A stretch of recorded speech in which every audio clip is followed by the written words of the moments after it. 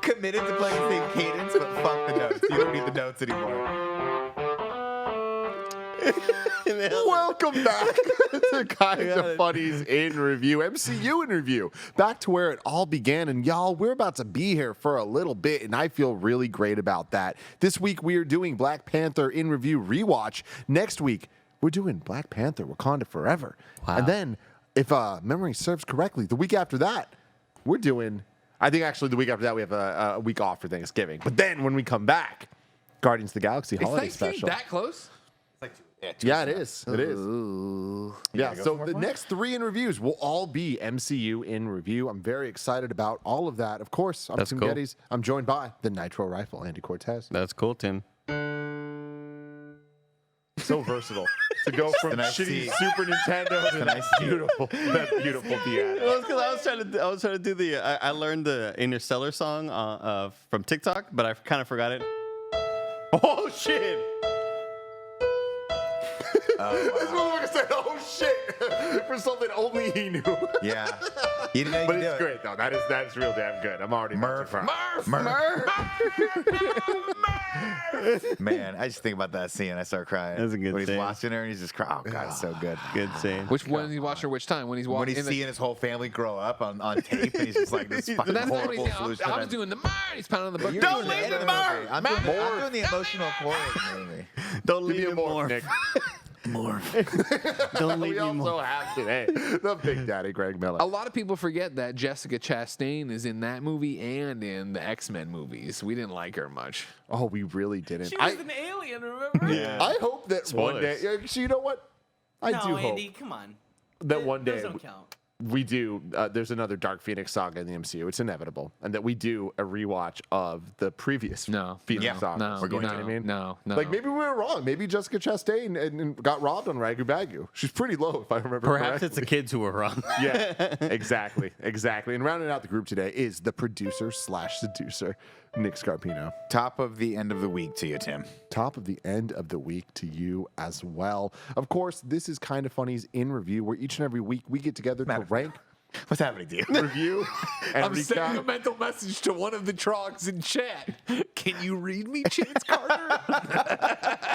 Oh, I hate that you called him out. Like, I hate that you call out a specific name. It makes it so much more real. Before we even went live, the intro didn't even play yet. Greg already just started laughing.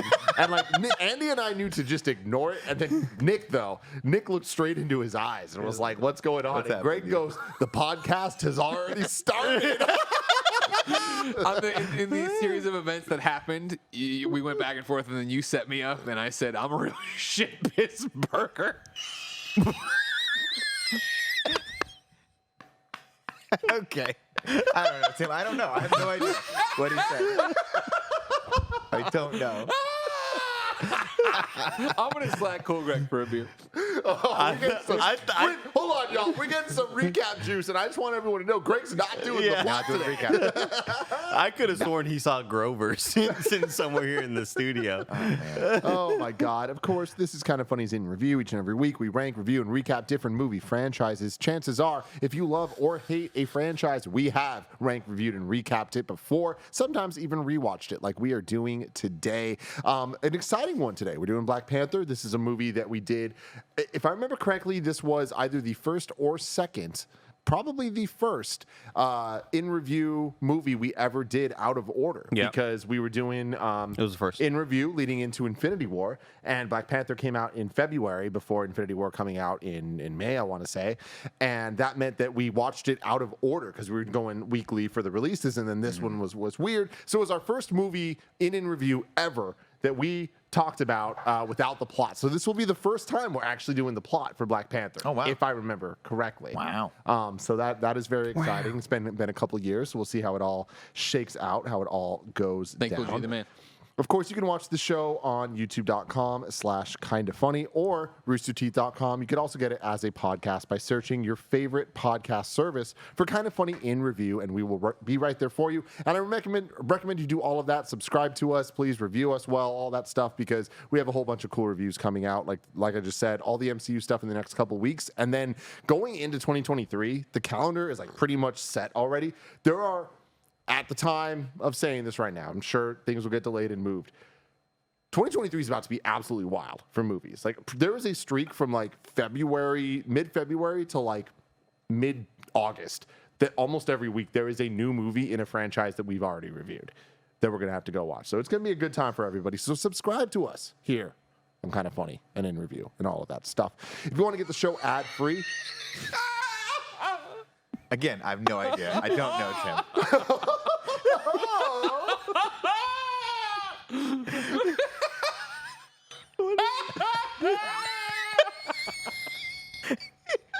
I'm so sorry, everybody. I'm I'll especially be honest, all right? The show got kind of boring, so I went to the alternate one. It's fucking popping off. You went to the show in your head. Good podcast. That's the show I don't want to listen to. I will not like subscribe. Tim, check Slack. Tim checks. Oh, fuck. Why do I have 7 messages right now? Okay, only one from Greg. Oh, God. All right. It says, ask Andy and I about our shirts. Andy and Greg, what's up with your shirts? We're the Red Boys, right, Andy? Andy, do you want to be a red boy? No, you say your part. You came up with this. This is a good one. Say it. No, this was your thing. No, you came up with it. This was your thing. I'm not smart enough to think up the next part. You have to say it now, Andy. No, I'm not going to say this. This was your thing. Say it. Say it. Greg was like, we should make a joke about periods. God damn it. We're the Red Boys. We're the Red Boys. And, You only come together once a month? Like, what happens? And then Andy said, I you can't said we- spell menstruation without men. I said we put the men in menstruation. Oh, my God. Is what I came out with I don't want to be a later. part of this also, anymore. hold You can on, go to hold on. patreon.com/kindafunny to support whatever the fuck this is if you wanted to. Just like our Patreon producers. You know what? Nick, that was a good joke. Like, you don't often make good jokes. Thank you. Thank you. Thank What'd you say? Tyler. I said you guys only get together once a month. Oh, okay. I didn't hear that part. I'm sorry. That is a good joke. Thank you. Thank you. Tim, I'm going to be honest. The Eagles are out, and I'm ready to be serious now. Okay. Oh, God. Why It's funny because all of Andy's stuff is red too. I never even put that together. God, I fucking You ever hate buy a this. sweatshirt I hate that's just a little everything too about tight? it. No, but I bought a lot of sweatshirts. Nick, I that need you to became hold a my little shirt bit down because I'm taking off the sweatshirt. Yeah, there you go. While he does that, I'm going to read off the very, very, very long list of all of our amazing Patreon producers. Thanks to your support the month of October during the launch of the Spare Bedroom. Thanks to you, we get to have all this cool stuff. And we're falling fucking apart. What to cover your mouth there? Shout out to Morgan Lorraine, Fargo Brady, Hillary Bernard, Fuck's this? ID Oh, they Raven, cut us out of the show. Starkzilla, Delaney Twining, Christopher Rodriguez, the Kinda Funny Destiny 2 PC Clan, Corey Turnip Seed, Tall Tree 81, Trent Berry, Joseph A. Carlson, Tranquil, Uranium, Macro, One Up Pest Control, Alex J. Sandoval, James Hastings, Colin, Huganel, Carrie Palmer, Skylar Peterson, Casey Andrew, Elliot, Brian Cheney, Casey Kern, G. Greg, Trevor Starkey, Adam, and Jacob Moo Felt. I will read the rest of you later in the show so we can get right into it right now, everybody. What an interesting idea. Let's talk about Black Panther. I never freeze. Our second time doing the show, or doing this movie on In Review. It was released on February 16th, 2018. My birthday. There we go. Happy birthday, Andy. I turned Happy 21. Birthday. Happy birthday. Whole runtime of 2 hours and 14 minutes, which sounds like it's going to be an entire hour shorter or something like that than the next one. The next one's about to be a long-ass movie. Is it? Yeah, it's like almost 3 hours or something like that, which is like absolutely wild, but we'll see. Directed by Ryan Coogler, who did Black Panther, is about to do Wakanda Forever, also did Creed 1, which is fantastic. I can't wait for you to watch it next year. Wait, so you watched it? Creed 1? Yeah. Oh yeah, I've seen Creed. I saw Creed 1 and 2 before I saw the Rocky movie. Oh, okay. I thought you were leaving me alone. No. Leaving me behind. Never would do that. Fruitvale Station as well, and is also going to be the shepherd of the Disney Plus Wakanda franchises that are going to be popping up at some point in time. We don't really know yet, but they're kind of overseeing in the same way that James Gunn handles like the Guardians and all that. Ryan Coogler will be handling the not yet confirmed, but like pretty much confirmed Okoye series, Midnight Angel series, and all that stuff. Music done by Ludwig Göransson, who is one of the GOATs, the up-and-comers out here at this point. He up and came. You know what I'm talking about? I mean, you name yourself Ludwig. Like you name yourself. Dude, that was great. That was great, by the way. Thank you. You're born for that shit. Yeah, exactly. He's been crushing it all over the place. Mandalorian, working with Childish Gambino and a whole bunch of things. The energy that Greg has, like, I keep looking at him and he just gives me this little smile. I keep looking at Nick because I don't like the fact they're not using the wide shot with us in it. Why has it got to be them the whole time? Why do we even show up? I think we know the answer to that, Greg. I think we know the answer of why it's got to be Tim the whole time. Get on our level. Get on our fucking level. Come on, it's Friday. Have some fun. This one had a budget of Yeah, 200. This is a song about Friday. Did you know it's a day of the week? Thursday. Friday. The beat slowed down, so I had to get my head around Sure. it. Yeah. Keep going. I got more for you. It almost felt like the beat slowed down to like let you think. I don't need to think. You know what I mean? That's the thing about an review. You come out here and it's whoosh, you know, you Sorry. shut your eyes and you're doing it. I want to apologize to Pretty everyone soon I'll watching be this to driving home. I won't even know what happened. This has been quite the day of content. I started my day at 10 a.m. doing Games Daily, and Blessing forced me to drink a full Red Bull and my Trenta iced coffee from Starbucks. And that shit hit me in a way that I've never felt before. You got to train man. for that. You got to train for that. Oh. You can't just jump into that deep end. Andy, what do you got? Oh, fuck, man. We're all losing it today. Budget of $200 million, box office of $1,348 million. It's a lot of money, everybody. That's a lot. I still think he's Phil Jackson, all right? He's Tony Kukoc, all right? I'm Michael Jordan, you're Scottie Pippen. This is Sick. BJ Armstrong, all right? You're making me BJ Armstrong? He was great. Wait, so you're Jordan and you're Kukoc? No, he's I'm Pippen. Kukoc. He's Kukoc. He thinks he's Phil Jackson. If you want, you be the man in the middle, Bill Cartwright. Can I be Steve Kerr? Will Cartwright. No. We Yeah, sure, voted. why not? Michael Okay. Jordan punched me. Yeah, he had it coming. Who's Phil Jackson? Don't worry about it. Go back to it. Kukoc. Kukoc. That's really all that I have for you guys. What do we think about Black Panther? We just watched it again. For some reason, I'm deciding to start with Greg Miller. Hey, how are you guys? Good. You know, it's funny to watch Black Panther again. I want to say this is now my fourth full-time through, maybe fifth. You know what I mean? I feel like this is one that actually comes up a lot, and I end up watching it again. I remember us leaving Black Panther and doing our in-review originally and being down on it isn't the right word, but we weren't as high on it as other people were.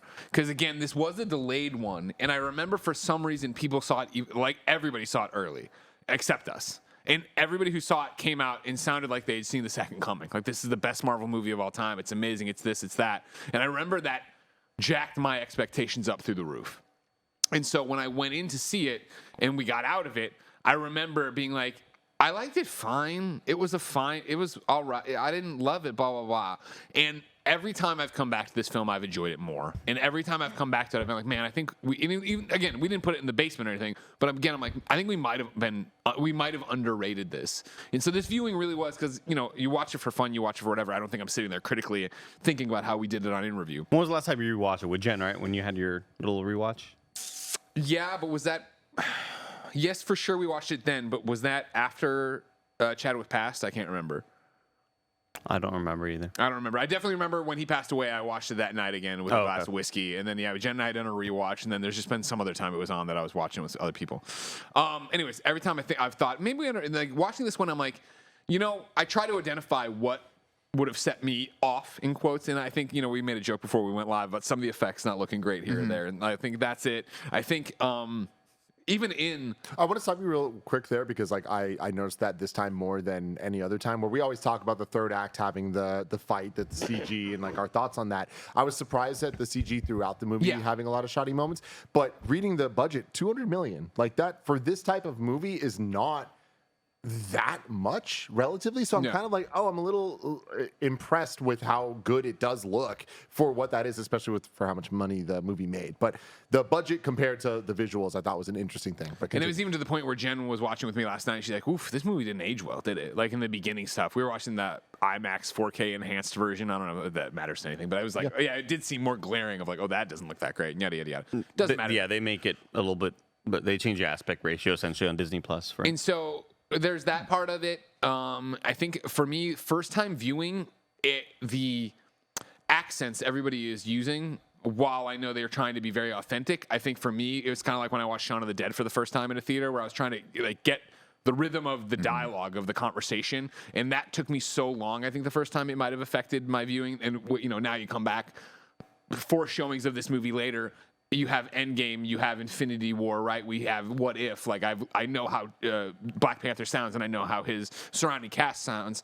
And then also like something about it, I think, with the fact of the first time watching this, the amount of information, lore, characters, you name it, that is dropped on you when you enter Wakanda, and the people, and the history, and this, and the personal relationships, and this, and then you look at this, and then that's Forrest Whitaker when he was young, and like it's like. I feel like I might have gotten lost in the deep end watching that. Because again, what I'm getting at here is that every time I watch this movie, I like it more. And every time I watch it, I think the themes speak louder than they did the first time around for me. Where it is that idea, like obviously, Killmonger versus T'Challa, like you can see that theme. But even the theme this time of like, watching last night, for some reason, it hit me poignantly of T'Challa being on the ancestral plane and being like, "You were wrong. You were all wrong." You know what I mean? Like, I've seen this scene 4 times. And this time I was like, damn, this is actually hitting me harder this time, because I'm like understanding and feeling him as a character and what's going on and what Wakanda was and how it's affected all this. And it's like, it is such a smart movie, and it is such a great way to take the fictional MCU and the real racism and problems we have systemically with race in the world, not just America, but in America, but in general, in global political politics, right? And bring it in here and merge them together into a story where like, damn, like we talked about it at the time we did review it of like, man, you get Killmonger. You understand why he is on this side. You understand what he's been doing. But then I think the more I watch it, the more I am like, oh man, like I get where Black Panther himself is coming from. So it's a fantastic movie that I think I think that I underrated the first time around. It's funny you say that, even because like I saw in the chat here, they were saying that when we first ranked it, it was number 3, right behind Iron Man 1 and Avengers. But that's because of when we ranked it. Even right. Sure. They said we were 7 movies in, apparently. Kept watching, which is like, it's funny you think about how In Review has kind of matured over time. Even, can we see where it is now? I don't even remember where it is on the MCU. Ooh, I think it's like really middle, right? Isn't it like 19 yeah, it's pretty or 20? mid. Pretty mid, but again, that's I think the it's MCU. below Doctor Strange. Yeah. Andy, what'd you think on this rewatch? And before I even get into it, like, what rewatch is this for you for this movie? This is probably rewatch like my first real rewatch, where any other rewatch has been kind of like just half-assed paying attention to it, just kind of brushing myself up back on the story and where these characters were. I'm with Greg. I think this is a really good movie. I think Killmonger is why he's so high on the Ragu Baga list is I think he's one of the best written villains we've had. And some people have issues with Michael B. Jordan's acting. I only have issues with his line delivery when he's a little bit more soft-spoken. But when he's pissed off at yelling, I think it's like, it is really fucking good. We're getting a look at the list here. Number 17, yeah. I love his acting when he's, kind of just preaching at everybody and saying, like, the whole world needs your help. Where the hell has Wakanda been? It's just so damn good. But not only we talk about the issues with CG and just maybe how some of the 3D characters looked, but honestly, I think I know a lot of people don't love Eternals, and I thought it was fine. I kind of was probably the highest on it, but there's something about Chloe Zhang's lighting and how she has a more naturalistic approach to stuff that makes me just really notice how bad the green screens are in every other Marvel property. And it's, when Eric comes back, Killmonger comes back, and they're going to fight with that, on top of that water, sort of like, little training ground, fighting ground. It's like, why is everything lit so well around you all? Like, it just feels it feels like you're on a set. It's like, sure, you have the backlighting because that's where the sun is, but everything else is lit perfectly. I'm getting more and more of, and I'm understanding more and more why people always compare a lot of Marvel stuff to Attack of the Clones and Revenge of the Sith with how the CG looked in the Star Wars prequels. It's definitely more and more annoying and noticeable. But CG issues aside, yeah, I think this movie is just really solid top to bottom. I think my issues early on with Chadwick's portrayal of T'Challa was that I've always been more of a fan of the cocky, fun, personable, charming superhero guy. Like his dad, T'Chaka. Was he like that? No. Pretty sure like any other MCU. No, yeah. I just saw it's the same reason why I've always I never loved the Horizon Forbidden games because Aloy. Because Aloy is like they have such like a stoic approach to their characters, and it can get like, while great, it's just not like entertaining to watch a lot of the times. But I think this time around, I think I just enjoy this movie a whole lot more on a second rewatch. He's just a damn fucking good actor. See, for me, I mean, I would disagree a little bit. He's a great actor, don't get me wrong. But I would say that kind of weighs the movie down for me, is that he is very stoic, but I'm not quite sure why. I know that he's conflicted, but what is the conflict with our main character, right? Is that we have to keep the secret of Wakanda, or the nation of Wakanda, a secret from the rest of the world. That argument is such an interesting one to have, but I just don't think they have it very well. And so by the end of the day, by the end of the second act, when we get into the third act, it starts getting kind of boring for me, because I'm like, I just don't think they nailed how important this is to him to keep this a secret versus share it with the rest of the world. And that was supposed to be sort of his main conflict. And in reality, he's just kind of a good character. He's a good guy. He's kind of making all the right decisions. And he's just like, hey, my dad lied to me, and I have a right to be kind of mad about that. I stand by the fact that I think Killmonger is the more fascinating character in this. 100%. The more we spend time with him, 100%. the more we spend time with his motivations and this master plan that he has. It's really, really fascinating. And so every scene Michael B. Jordan's in, I'm like, let's go. This is great. I mean, it's like watching a really, really well written, well thought out like antagonist go up against a character that is just kind of good. He's a good guy. And unfortunately, that's what weighs down the third act for me, is when we get to that point, I'm like, I'm not feeling this. I don't feel the tension between these two actors. Again, I hate to say it, and we always talk about this, but it is the most physical manifestation of two of the opposing characters that are exactly the same fighting each other. Mirror match. If you didn't literally have one yellow and one purple, you would not know who was fighting each other. And that's like, obviously it's the costume, right? And that's their superpowers, and they got the powers for all the reasons that naturally occur in the movie. But it's not fun. And that last scene where they're just fighting on the on the rails, it's just like we keep going back to it, and you see other scenes, other sequences in other movies. You think this should have started upstairs, gone to this thing, gone to the next thing, gone to the cliff. You should have killed him on the cliff. Move it around a little bit more, at least, because I'm not energized by this third act.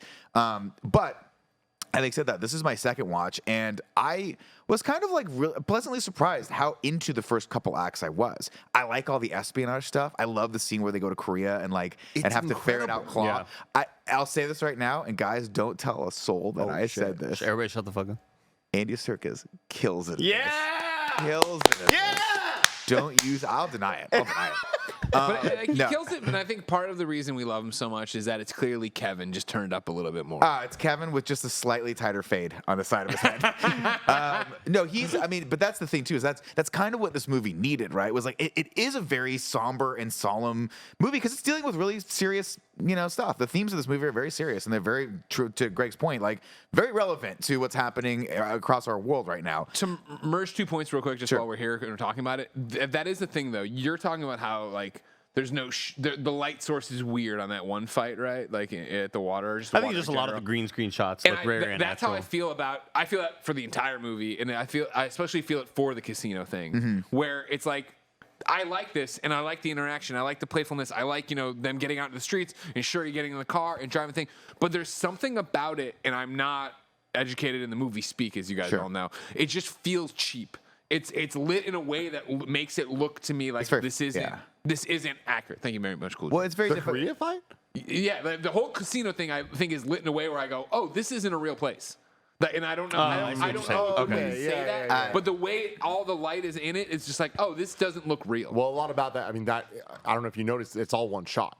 Like there was a one shot during the fight, and when they're in the building, and the camera follows, and It's cool. There's a cut in there, but that's I okay. just mean, Well, I no, just- I mean, it's shot like it's one shot. Yeah, there's a but couple the thing is, cuts. like, yeah, there's It's a very couple well done. clear cuts. It's very well done, but I think Where Okoye rolls and stuff. It allows. I mean them just walking in, but I So- But the I see lighting, where you're going. though, I think the lighting with it all is light the whole scene. more kind of generic because they need to be lit the entire time the camera's actually physically moving through the space.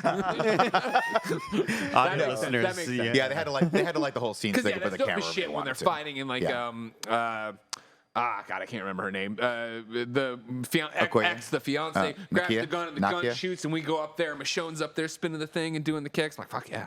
Yeah, that's the, and honestly, I mean, I'm a sucker for it, right? It reminds me of a scene from, I want to say Spectre? No, Skyfall, when they go to that badass like casino, and I'm like, this is just a Bond movie. It's like a fun Bond movie, a different twist on it. These characters are like, I just love that he's like, we have to go, but he doesn't go. You know, they're all, you know, in disguise and like trying to be cool. I don't know. And then obviously Martin Freeman doing his best American accent, failing miserably, doing his best. failing, but doing his best accent he can, you know. You ever And this seen is- Fargo? Yes, but that works because that accent is ridiculous.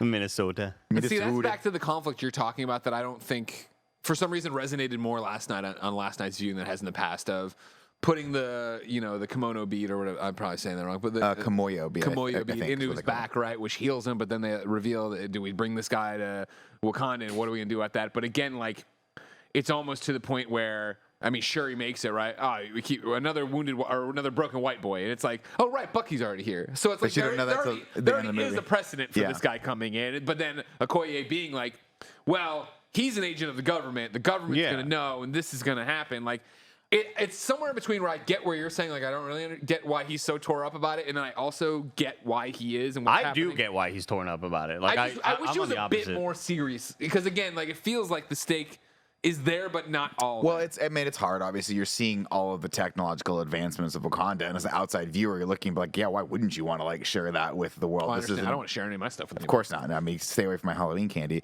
Mm-hmm. I find the debate. Says the guy that every day since this Monday, Halloween, I find just a Reese's peanut butter cup on my desk. And I'm like, slide I it know too. it was Nick, and then I just like look over, and I have a very large monitor because I'm It's an so asshole. big. And I'll just see Nick's face like pop out God, of the he's so side, annoying. and then just underneath it, like from way too far from where his hand should be, just a Reese's peanut butter cup slides onto my desk. It's a disaster. I got a 10-piece nugget today, and Nick immediately looks in the back and goes, "Can I get a nugget?" And I said, "No, you can't." Now, Like, I was there for this interaction, and I won't mince words. I was horrified.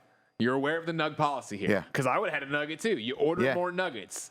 You peel Nuggets are cheaper than water. We'll Just get more expense it. fucking. We'll expense I it, dude. don't Come want on. to turn on you, Andy, but like they're fucking right. I look. We haven't good would a instituted the nugget nug be right now? policy in this new place. We haven't even It's thought the about funny it. nug policy. The people, pepperoni diplomacy, diplomacy act. I'm is out of instituted. practice. I'm out of practice with it. Okay. You I got a lot of haven't- excuses. You're shifting gears here. That's bullshit, Cortez. That's You know bullshit. this, you would do it at home. I haven't gotten the nug policy here at the studio. I'm not used to it. It's not something I've thought of. And so Nick wants them, and then he's talking to our friend Scott Lowe. Scott Lowe, are you going to date with Des tomorrow? He goes, "No, Andy won't give me a nugget." I do also want to say, just to give Nick even more credit here, I've eaten every single one of those peanut butter cups he's put on my desk. So Nick, thank you. so good. They're so I good. want to add, it's very sweet. we have the glue, Kevin Coelho. Kevin, what do you have to say? It's very sweet that you're doing that to Tim. It like honestly, like he doesn't take the time to eat his sweets. No. So I'm really happy that you can help encourage him to do A that. Reese's a groups. day keeps the doctor away. It sure does. He just It needs sure the one. does. He just needs the one. It's what they say. It's what they say.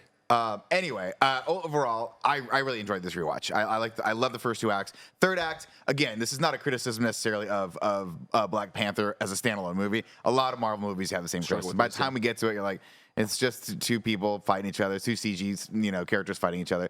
But I liked this movie a lot, and it was really fun to watch it again, and it got me really, really hyped to go into Wakanda Forever. And I do want to give a special shout out, and I know I said this last time, but fuck, the music in this is so good. And that theme, when he goes and sees his dad for the first time on the spirit plane, I don't know what it's called. It's not a love theme per se. It's like the familial, like, spirit plane theme. It's probably the best piece of music that's ever been written for a Marvel movie, in my opinion. Ludwig's incredible. It's incredible. It's I want to incredible. double back to eventually, way later, end of the show even. Chance Carter, Remember this is us. on you.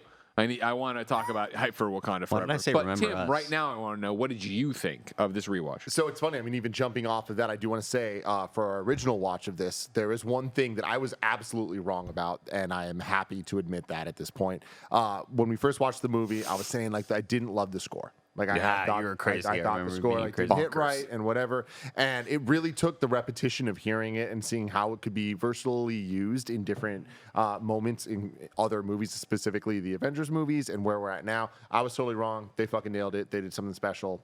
Just want to put that out there. I love this What's movie. Greg smiling about?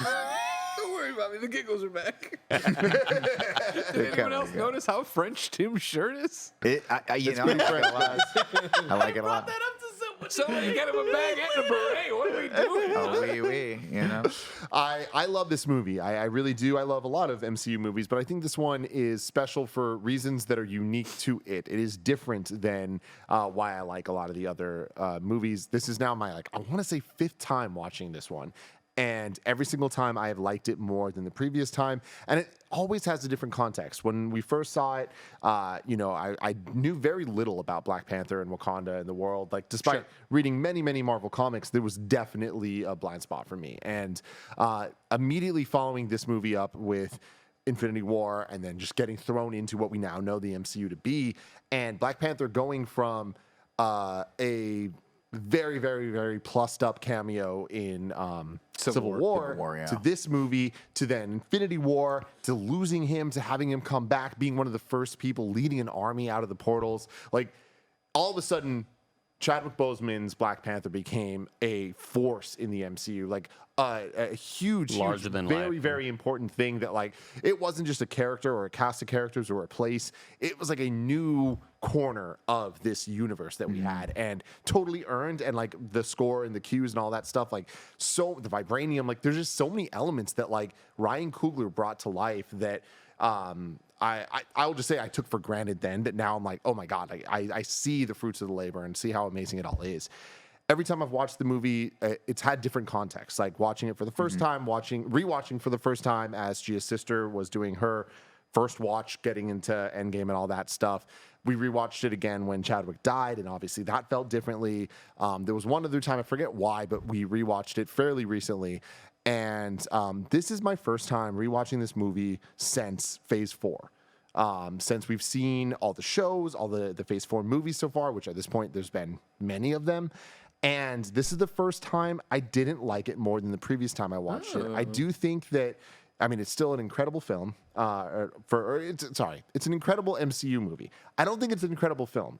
This getting Best Picture nominations and all that, I truly don't understand, especially compared to some of the other films that could have got that didn't in the superhero genres. I think that watching this, the first... Talk about Morbius, right? I would exactly Far from Morbius. The first half of this movie, I felt that way again. I was like, once again, I'm enjoying this even more than I ever have. I have always kind of railed on the third act fight and all that stuff, and things start feeling really quick, really fast, and all that. And I think it happens a lot earlier than I really want to give it credit to. Like, the movie starts falling apart, and I think it's due to its own ambition. Like, this movie, the moment that they go to the other tribe, the gorilla tribe, to like bring back, and then the Chadwick Boseman or Black Panther's body is there, and like all that. It feels really fast, and it almost feels like I wish that there was like a Black Panther trilogy that this movie plus more stuff would have made, because Killmonger is such a good villain. I hate that he's just there for one movie. But he's just there for one movie, and it's a way where it's like, I wish that we had like Loki and Thor, and then in Avengers, and then we see what he turns into. Killmonger's story in this movie is so good, and every time he's on screen, it's so captivating.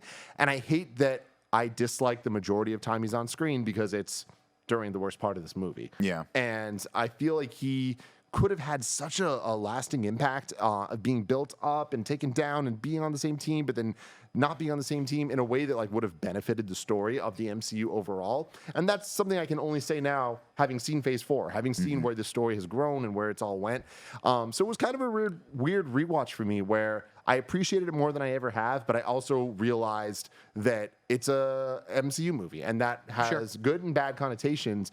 And on these rewatches, I am pretty surprised that a movie from 2018 that I actually love didn't hold up as much in terms of the visuals in a distracting way. And I think that that's something that we're going to start noticing a lot more going forward as we start doing rewatches of movies that just came out. It's interesting, though, because I had, riffing off that for a sec, one of the reasons why I think I liked this movie more was because the last movie that I think I watched was Thor: Love and Thunder, which was so goofy. I think I just rewatched that again with D. And don't get me wrong, I love Thor: Love and Thunder.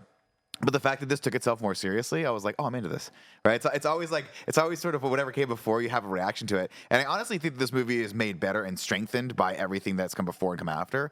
Because I think now that we know Wakanda more and we're more familiar with these characters, because I do think that is a big issue, and it does kind of drag it down a little bit right off the clip. Not to compare it to Black Adam, but Black Adam had the same thing where it's like we have to tell you a lot of exposition and backstory of what's going on right now, and don't even bring that into this conversation. But you know what I'm saying? But it's like, but now that we know Wakanda, now that we've been with these characters more, I'm like, it's cool to go back and see that and be like, oh, I know this stuff. I'm familiar with this. This feels like a real place to me, and that does heighten the stakes a little bit more for me. Absolutely, and I'm happy you brought that up because I forgot to say that. Don't even bring that energy. Don't bring that in here. I was going to compliment this Killmonger, and sorry, I'll be short. You get right back to your point.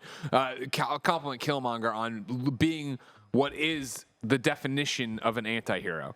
You know, he is not Black Adam, where they need to say a million fucking times you're not the hero, but you're clearly the hero. It's not Venom, where like, oh, he's the anti-hero, yeah, but he's comedic relief and he's got a heart of gold. Right. Like Killmonger, you watch this movie, you're like, man, he's making some good points. He's making some good points, but he is doing it the wrong way. But like, I get why he's like, and I kind of root for him. I kind of don't. He shoots his friend. He chokes his auntie. Like, holy shit, this dude is ruthless, man. Especially, I love that sequence near the final fight where he slices one of the Dora Milaje's throat. And he's just got this smile on his face. Like, he's so stoked that he just did what he did. And now he gets to fight 4 more of them. Like, God, he is ruthless. He's so fucked up in this movie. Yeah, I was saying earlier about the ambition of this. I feel like kind of like working for it, and like I love that they did commit, and this movie has a lot of twists and cool things coming. Where it's like they set up really well that there's this ritualistic fight to become Black Panther. You get your powers taken away, and then that comes back. We see him lose. It's like, oh my god, he's dead. Like it's cool. Like it kind of plays with you in a way where like, oh, they're doing a lot more than I kind of expected. I just think that ambition also gets in its own way, because at the end of the day, the framework of this movie is as traditional as possible. And I think that hurts the ambition, where this is, if we're going to talk shit about Black Adam and all that, it's an exact copy of it in the sense of having the intro be millennia ago. There were these things, and here's all the CG bullshit.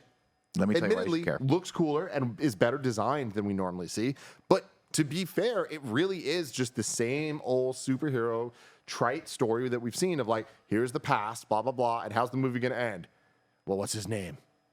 Black Panther. Right. You know what I mean? It's like, that's not inherently a bad thing, but I just think for a movie that's this ambitious, it is kind of very illuminating how unambitious it can be at times. Right. And I think that it kind of meets in the middle in this really awkward place. Yeah, it can definitely work. It can work. It's hard. It's hard to pull off. And I think it's one of those, what are you going to do? Kick it.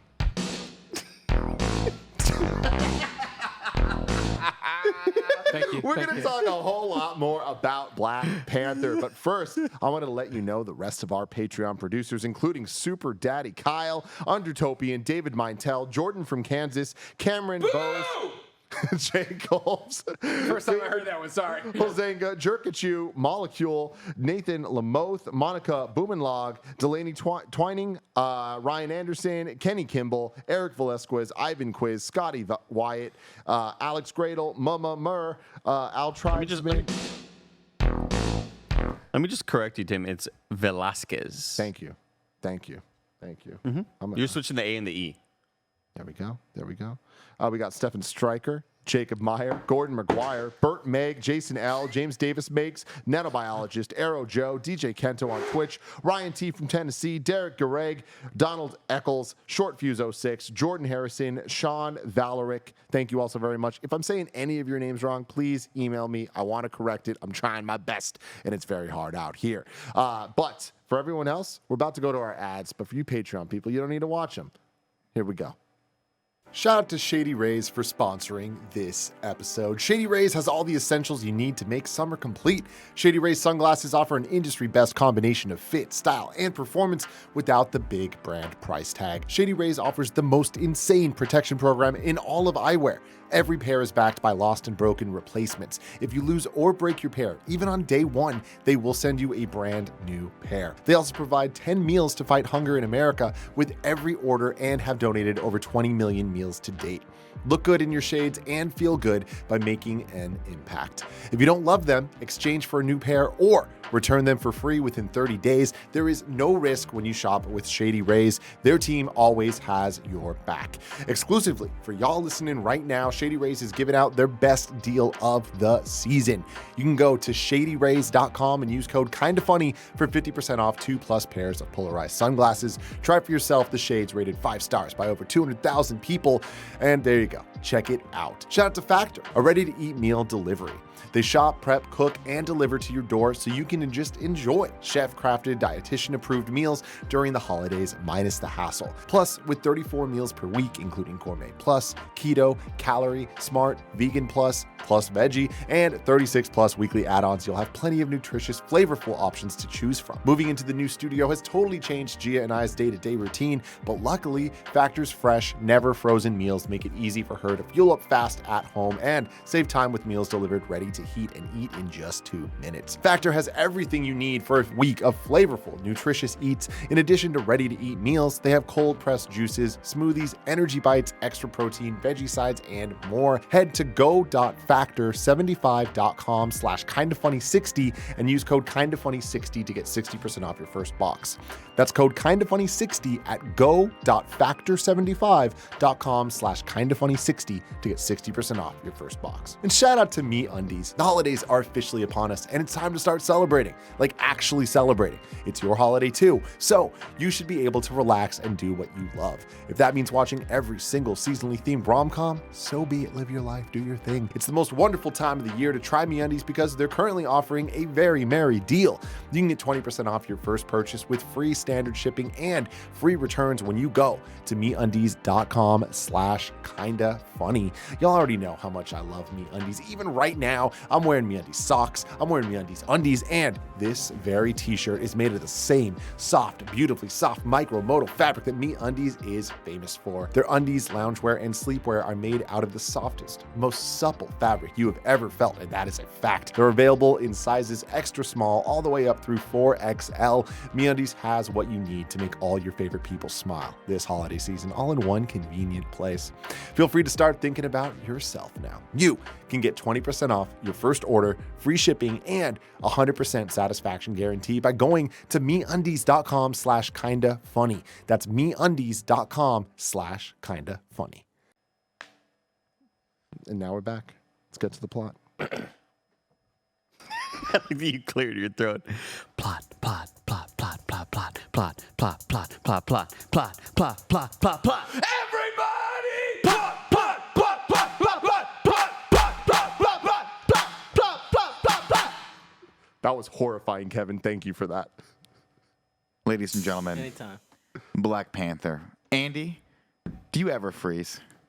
I never freeze. There you go, ladies and gentlemen. Let's kick right into this. Millions of years ago, a massive meteorite of vibranium landed and made Wakanda, but the 5 tribes fought over it until a warrior shaman received a vision from the Panther goddess to eat a plant, and that made him the Black Panther. Nick, And- there was 5 rings for the elves, 2 rings for the dwarves, 1 ring for the humans. 1 ring for the humans, and 1 ring To rule them all. to rule them all. Everyone agreed to do this except the Jabari tribe that chose to live over in the mountains, while Wakanda developed all sorts of cool stuff. The world around them descended into chaos, wars, whatnot, but that's fine by them. Then we cut over to Oakland, 1992, and we get a really cool music beat here. And this is one of the things that I wanted to shout out was that looking back, they have more of a traditional sound for like when they're in Wakanda. Yeah. Then that goes into more of like a hip hop, has a nasty beat when they go over to Oakland, and then that theme stays with Killmonger as he goes by. It's super incredible. Anyway, we get a bang up job. Tell you one thing right now, Greg. Yeah. I don't know if you're familiar with Sterling K. Brown, Oh, I am. but he's bad. He's a badass. This Anybody who guy's wants so to. fucking good. Anybody who wants to, you can go to Twitter. You can search his handle and my handle. You'll Yeah. see that I complimented him once and he said thank you or something like that. Well, that's really nice. It was after that O.J. Simpson when he was in. Real good in that. Yeah. He and his friend James are planning a job, but it's interrupted by King T'Chaka, his older brother, Kla. I do want to just kind of mention that quick moment where he's like, there's two ladies, they got spears, and he's like, they're not going to knock twice. He's like, So open that it. shit. They're not gonna knock What again. is Grace Jones? There's two Grace Jones looking ladies. out And the there. twist still got me. I mean, it's a great thing about having really bad brain and ADHD. You just forget a lot of important Which plot one's the beats. twist? Oh, that he's the. Yeah, that he was undercover the Gotcha. whole time. You know It's what it killer, is. honestly. Yeah. Like, great actors, great. Like, I love the setting, Oakland '92, all this stuff. I thought they did such a great job. Like, I complain about the intro, but it hitting in that Oakland '92 and what they did with it, Badass. I thought was so. And so also, well done. I guess I said it the first time, but I'll give a shout out to all of the graphic art in this and all the motion graphics. Ooh. Oh. It's super cool. And when we get to the end of it, I stand by that. That is the nastiest credit yeah. sequence ever made. Absolutely. In an MCU. Of course, this whole thing goes down. We don't really see how it ends, but a young boy watches as the Wakandan ship takes off into the fog of the bay. At least we think. We don't know because back in '92 there was a lot of fog. How cool was it though? The first time we watched it, and everybody in the theater like cheered because Yeah. it's in Oakland. And everybody was like, Awesome. "Woo!" That was cool. That was cool. Present day, we get T'Challa watches a news report while he's on a ship about the death of his father and the perceived state of Wakanda by the rest of the world. The rest of the world, of course, doesn't think sees Wakanda as a very, very poor nation because they don't know. Okoye preps him for the job at hand, which is to rescue Nakia. She tells him not to freeze when he sees her, and he says, "What are you talking about?" I never freeze. Exactly. Of course, we all know he's about to freeze. And then awesome shot here where he kind of covers his chest and then gets launched out down and throws all the cool EMP bombs. That What if he his missed sister through gave him though? I was like, man, that was a really good toss. Like to throw He's the three. Black Panther, man. He's not gonna miss. I mean, you know, I never he's got miss. superhuman strength and speed, but you never said anything about accuracy. That's very true. Watch a cat do something. Tell me that cat's not accurate. Go to Kevin's house right now. Give Why'd you make that Kevin face? Cat some beads and let I him made throw a those point. things around. I made a point. You know what I mean? Now, for the record, I did have a cat once, Cuddles. admitting he died. She had like double vision. She missed stuff and fell off the beds and did stuff all the time. Why are we finding out about your new cats all the time? I only knew about Gizmo. Now there's Cuddles? And there was Tigger. No. Cuddles had double vision. Tigger, it turns out, 15 legs. Ran She was the around like a first to die. spider. She was the first to die. Now. She was the youngest. keep saying She was the first to die. You crazy bastard. She was the youngest, you know? Cuddles was the middle child. Gizmo was the oldest. So at one point there was three. Oh, yeah. All three of these guys. Oh, hanging out yeah. together. All three of them. a lot of Cuddles, cats. Andy, we noticed, right? She'd always try to play with stuff, right? But she'd do this, and she wouldn't be able to get the ball. And then she kept missing jumps into the windowsill, and we took her in. This is when she's like kitten, you know, Dive ish, out you the know what I mean? Turned out we got her from the pound, you know, DuPage Animal Control. What up? Shout out, except for when you didn't come help Grandma with the raccoon. That damn raccoon. And we took in there. They scanned this cat. And if I'm lying, I'm dying, Tim. You know what they find out? BB gun. Someone tried to kill this kitten. When she was a baby kitten, someone shot her in the back of the head with a BB gun. And she had a little BB embedded in her eye. Holy and that's why she couldn't shit. see. But they got it out, but she still had bad vision. To get She also had a mitten paw. She had that extra thing. The extra, digit on her, because cat paws look like that, right? But she had this, so she looked like a mitten. And I was like, I'll tell you what, right now, if I'm ever in the market for another cat and I go to a goddamn pound and they got a mitten cat, I'm getting the mitten cat. It was the This cutest is the thing kind of in the funny world. podcast where Forrest It's got on the table. Nick, you had your hand raised. Greg, at any point, and I hate to ask this question, did you think about getting your cat those little mini plastic glasses like Oh, like- NBA players wear? Oh, Like where you strap them on? Sure. Like Horace Grant. That's a period, boys. At it again. No, stop. Christmas came early. You know how many people, Greg, wanted us to re-review Black Panther? And they're like, I can't wait. They're going to do it one day. And this is what they're getting. Oh, Anyway. Andy, check your undies. We're having funsies. It's the period, boys. There's a rhyme. If you see me, throw out your underwear. Stop. Move on. Don't let Nick at one up anything. Please. Let's continue. This is one joke that needs No, to it's just, just- it is as funny it's not as it's even going a to get. joke, yeah. We don't need to make it funny. Why do you show me Ace is Wild? Oh, because Ace is He's Wild red was one of the period too. boys. No. Anyway, It's a good photo Of show. course, he pounces on some of the guys. They shine a flashlight up in the tree, and he's just up there like a cat. I don't love this shot. I think it's kind of weird. I think it's one of those things where I'm like, I wish he had, as they shine the light up, he was like pouncing on them. You know, I think that would have been cooler. Because this kind of looks like bad cosplay when you see like trying to grab the ball. flat light. Yeah, just flipping up thing. I have a question. Yes, sir. Andy, hit the song. What's up?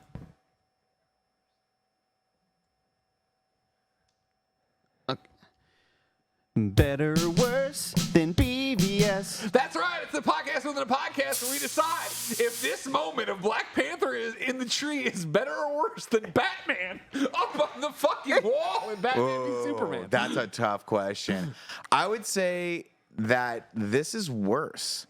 I think that the Batman thing, you're like, okay, it's weird and kind of freaky, but this one was definitely like, it's like when you guys used to go out and cosplay in the old studio and you just like get on top of something and kind of pose and you'd be like, it just didn't work. It just didn't work. Let me try one more time. Maybe you'll rethink this. Better or worse than BVS. Oh, it's definitely better. It's better than BBS. Yeah, that's how Batman. Like, wait, how's he even doing that? Like, what does he have? Like, where does the strength come from? The fingers. You saw the workouts he did. With fingers? Well, I mean, just in general, he did a lot of workouts. Did he have one of those 1980s things? All right, anyway, Don't back make fun to of the plot. Cuddles, all right? She's dead. Sorry, my bad. T'Challa beats the crap out of Hold on, all I these. just want to let it be known that Greg Miller, again, looked me in the eye as he went and immediately followed it up with, yeah, I got shot in the back of the head with a BB. And I'm just like, how am I supposed to go from that laugh, those eyes looking at me, to learning about his cat Cuddles, who was the first to die?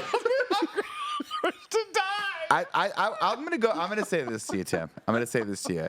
I'm gonna absolve you from any wrongdoing on this podcast. Okay, me and Greg are gonna take all the liability on this one. Good. I'll If take that. anything bad comes from this, ladies and gentlemen, it is not Tim's fault. Do you understand me? Not you. Tim's fault. He's trying to keep it on the rails today. God. Anyway, T'Challa Also, takes. Kevin, give me the. Yeah, you already got it. If you're like, oh man, I really wanted them to re-review Black Panther. I'm sorry, we're not Cisco and Robert Ebert. You know, we're coming here.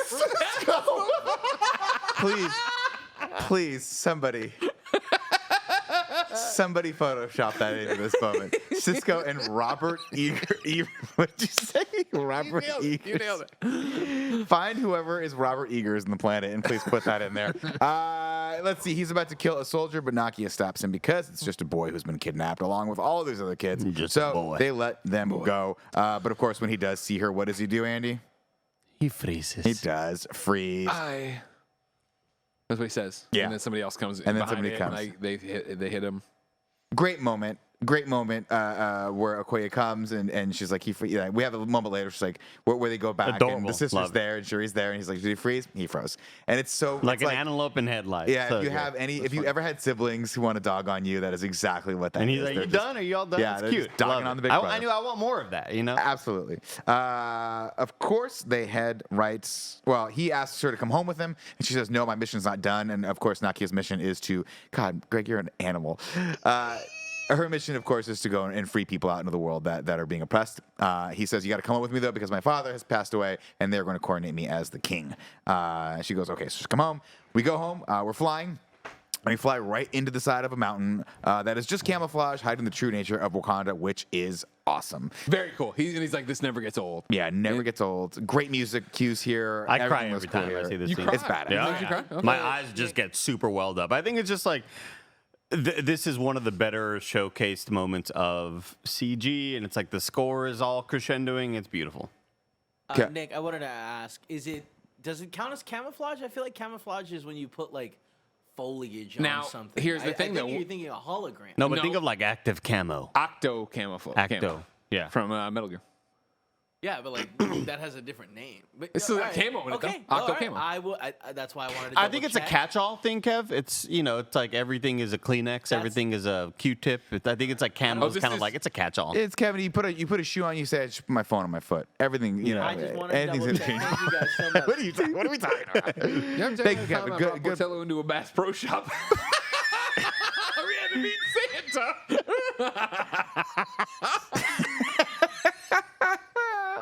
We weren't supposed to do it. We knew it, but we did it. God bless you guys.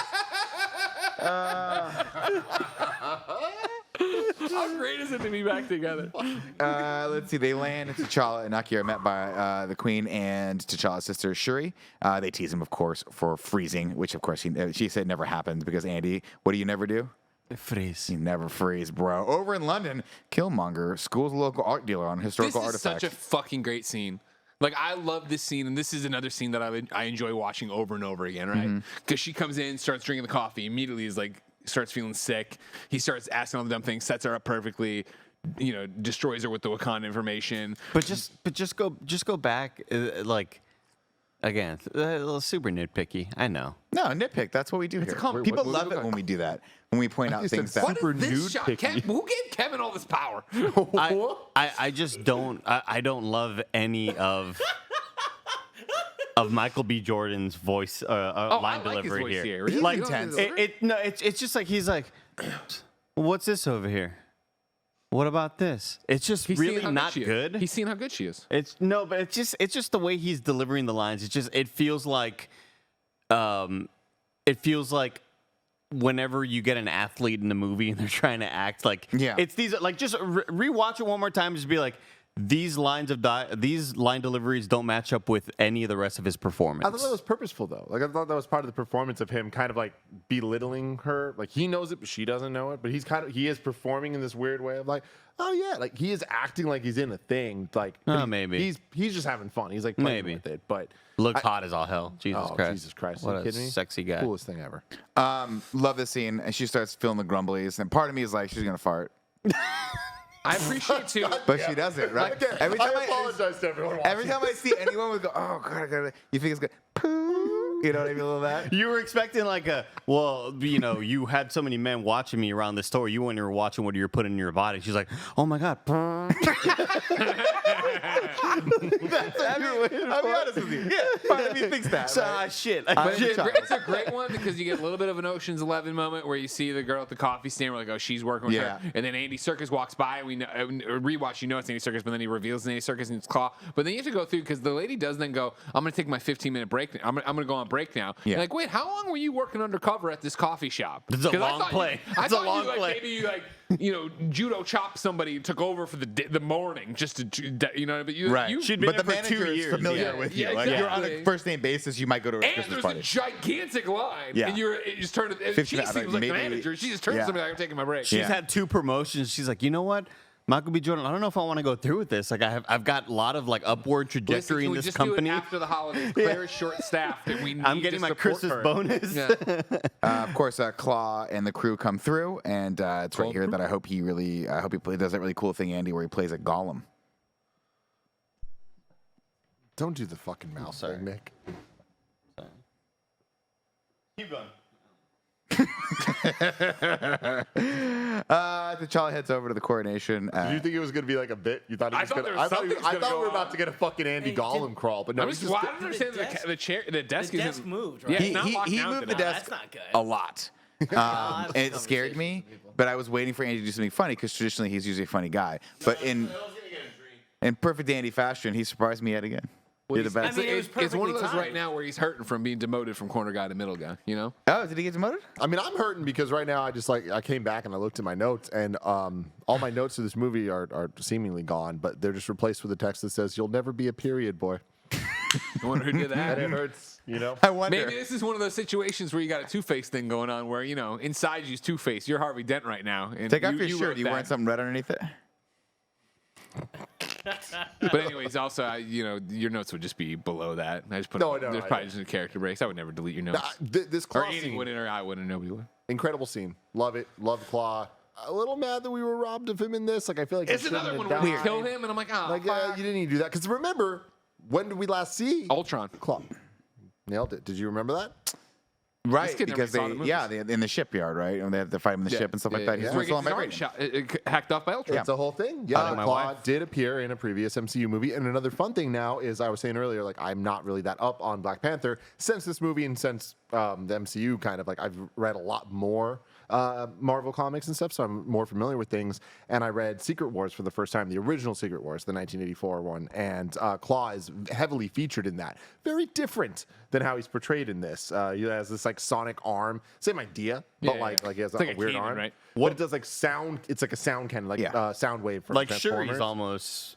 Kind of, yes, Kinda exactly. feels like Kind of that, looks yeah. like that. But he has this like goofy red outfit and stuff. And now with Marvel Snap, one of my favorite characters to play as, and it's just fun to like be like, oh, that is Claw, a character that I didn't know from the comics. I learned first from the movies, and like to now backwards learn the comic origin and see how they adapted it for the film. I'm like, oh, it's kind of cool. In your little timeline, where is Marvel's Avengers, the video game, where when they dropped the Wakanda expansion, of course, he was in there, and then the raid and stuff like that? Yeah, it's not on the timeline. Oh, interesting. Yeah.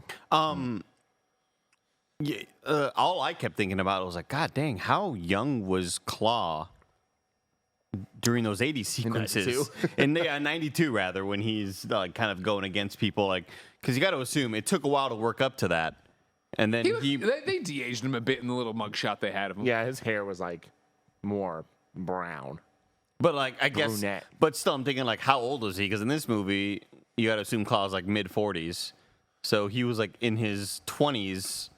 While he was like a guy works fast, you know. He does work fast. I want to shout out the design of the prosthetic that he has. Really cool. It looks like a prosthetic, which I thought was a good choice. Yeah. You know, they could have easily made it look just like his normal hand and like they would CG it later, but I thought it was bold of them and smart of them to do that. I thought it was good. Anyway, T'Challa heads over to his coronation and has his power stripped away so he can offer a fair fight to anyone who deigns to challenge his ascension to the throne. Every tribe refuses except M'Baku from the Jabari tribe. Baku talks a lot of shit about T'Challa not being able to keep his father safe, and the prince quickly accepts the challenge. M'Baku headbutts the shit out of him, but thankfully Queen Ramonda reminds him who he is. She shouts, "Show him who you are," and show him he does. T'Challa goes into fucking hyperspeed, and he has a cool way of fighting here. Thanks, Cool G, I appreciate you. Where he's sort of like, he's doing that spinny cool thing on the ground where he's kicking upward. Very fun. Haven't seen that style yet in the MCU. Like that a lot. You gonna say something? This is one of those where you watch and you're like, man, he's getting his ass kicked. Yeah. You know, it's like, it's a hard one because he needs to struggle. He can't just be a Superman. You know what I mean? And I understand he's depowered, but still, you're just like, oh, man. And it's like, maybe I'm on M'Baku's What's side. up, everyone? Well, for sure, Killmonger just beats his ass. For sure. And it is one of those things where, like, maybe we should, like, first act of King, let's rethink this process, right? Yeah. Because I almost got my ass kicked twice. One time I got my ass kicked thrown off the falls.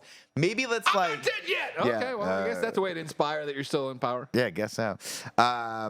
Like this ends though with him throwing a good old fashioned triangle choke on him from the backside. Took With his a shoe little off. bit But of hanging off a little the bit of side. armbar thrown in there too, just in case the Hanging off choke's the not side of the waterfall. effective. Yeah, it was pretty cool. I like that. If I'm M'Baku, I say we both die, and I push those off. That'd be good. Like, I'm bigger than you. I have bigger lungs. Let's see if you can hold this triangle choke on fucking 300 feet midair. in the Yeah. ground. I like this a lot because in so many ways it's very on the nose of the different tribes, and this is used to kind of introduce us to the idea that there are different tribes and they have different like values and like what they bring to Wakanda as a whole. But seeing them fight, I liked that it made him the fact that they had to depower him to have the fight. I thought was a good call because then it allows it being more even of a fight. It to me doesn't make T'Challa look weak. It makes M'Baku look strong. And so I think that it's kind of cool where it's like there is that like it just shows that like these are two warriors and this is a country of warriors and it's a country where there is like different styles of what a warrior can even be, and then T'Challa having the heart-shaped herb giving him the Black Panther powers. It's like it's not necessarily just about being the strongest, although you do need to be able to win the fights and stuff. Like it's a very cool idea, and I thought they showed it really well. And like it is a little bit obvious to like introduce things this way because like something about watching this movie, the more I watch it, it's like every single thing they set up is just to do something later. Like we see the trains and stuff, and it's like, okay, cool, you only did that to have the fight there at the end. Right. And I know that's how movies work, but when you start seeing the seams, it doesn't work as well. And I think this movie has a lot of those moments. But this to me, I liked this. I thought that the first fight was really well choreographed. And I think when you see Ryan Coogler directing this and then eventually doing Creed 1, like you see a lot of the lineage of how they shoot the really one-on-one action scenes to have a lot more heart than just being action. It's interesting though. One of the reasons I like Creed 1 versus this is because obviously we're following Michael B. Jordan's character, who starts from a very, very like he's got a lot of challenges in front of him, and he starts from a place where he's very conflicted about those things, right? And in this one, that's one of the biggest pieces of feedback is like, you guys even know, like, he's got to lose, like, T'Challa's got to lose a little bit and struggle a little bit, but he doesn't really. It's just his mom's like, punch harder, and he goes, okay, and then he punches harder. And Remember who you are. It's like, you're right. you're like, right, I'll take the spear out of my chest and beat the shit out of this guy who outweighs me by 50 pounds. I hope you got those little balls you can put in my chest. Yeah, like, you got the balls? Sure, you got the Mbaku's balls? cool, man. Mbaku's cool. No, they're all cool. Actually, I really like the actor that plays M'Baku, and I love that he gets a lot more screen time later as we get to see him in Endgame. Right, he comes back with his tribe and they fucking wreck shop. This is cool, cool as shit. Great moment.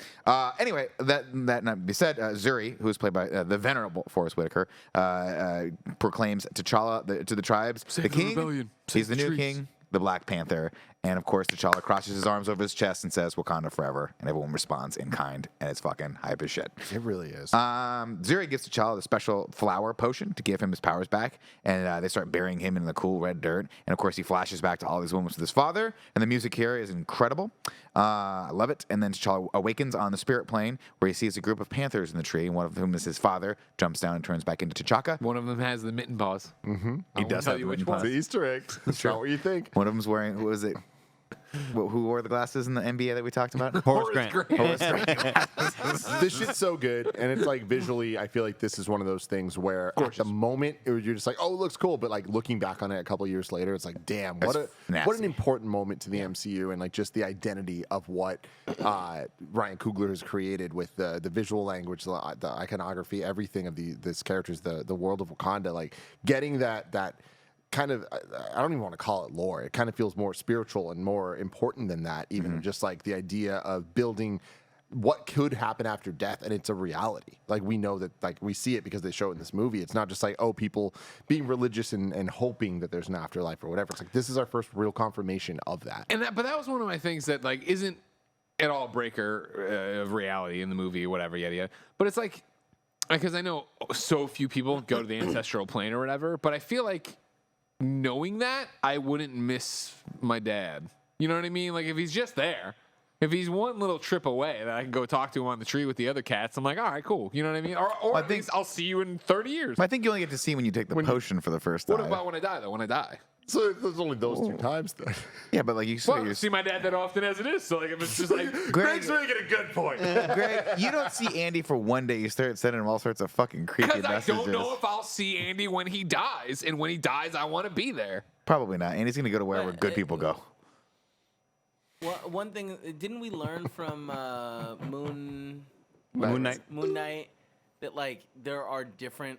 Yes. Well, we Like know that too. We know afterlives, Valhalla's yeah. a real thing now too. And now right? it's Valhalla. That's what I'm Yeah. saying. Is like this Badass. is cool. That That, is like cool, yeah. this is the first time we got definitive proof that like that an afterlife does exist, and now we know there are multiple afterlives. Which It's is interesting really that cool. when I first watched this, I was like, "Oh, he's hallucinating this as a part of the thing." And then later, his dad's like, "No, let me tell you the real truth about this thing." You're like, oh, "Okay, you're really talking to your dad." Yeah, this is really information. Like, what else? Hey, what are the lotto numbers for next week? Yo, you left this safe. We don't know the Yeah, combination. Pop, I can't get into that drawer. Your special drawer. What's in the drawer? A pack of cigarettes from Air Force One that you and your brother smoke and never replenish. And your dad goes, "Did you smoke my fucking dad's cigarettes from Air Force One that he got off Air Force One?" We go, It's a deep cut from KindaFunny lore. You know it. "Yeah, it's tough." Yeah. That was a weird. That was the first one I was like, "Can't just refill those cigarettes." Don't know how to buy more cigarettes. See, when we had this peach schnapps, though, we filled it with water because my mom never drank that schnapps. But if we drank the Jack Daniels, she would have fucking known. Yeah, She yeah, knows. yeah. Only a Scarpino knows Jack Daniels. Andy, Greg said he's going to be there when you die. I said I want to be there when he didn't want dies. to. You're right. Do you want to look Andy, into his here's- eyes? Andy, let me just lay it out for you, all right? Fuck. When you're laying there, bleeding from so many holes, do you not want me cradling your head? Did you kissing cut- your forehead and saying goodbye? Did you cause the holes? Are you the one that put the holes in the body? Baby boys. Go to the light.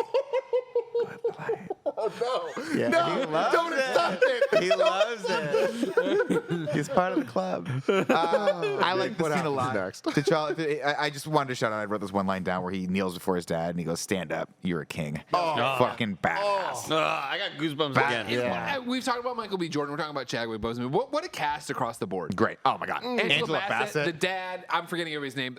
Denis, the guy from Nope. Yeah. You know, Wait. Oh. Wait. I didn't watch Nope. Oh, Daniel Kaluuya. Kaluuya. Yeah. He's awesome. Everyone's awesome. Get out, right? He was. Oh, he was an OP too. was You're both, right. yeah. You're right. What an yeah, he's asshole, though. Man, he plays such a good asshole. I fucking hate him in this movie. I'm like, Yeah, man, you're such such a a little fuck. bitch, But it's that, dude. you know, what like, again, sucks? but another time watching it, I do want to know what sucks. But another time watching it is like I get his motivation more than I feel like on my first viewing. And this is what sucks is that there's a deleted scene that they fucking should have put in this What? movie, and I'm He so kick flips off. yes, exactly. I'm so mad because like I feel like a big problem I have with the Drops movie. into a half pipe, and then T'Challa's like, no skateboarding in Wakanda. You really understand his motivation. Like, I just want to board. New rules need to be had. There's a scene in the throne room, and I don't remember exactly where it happens in the movie, but it's between this character, the Rhino leader or whatever, and Okoye.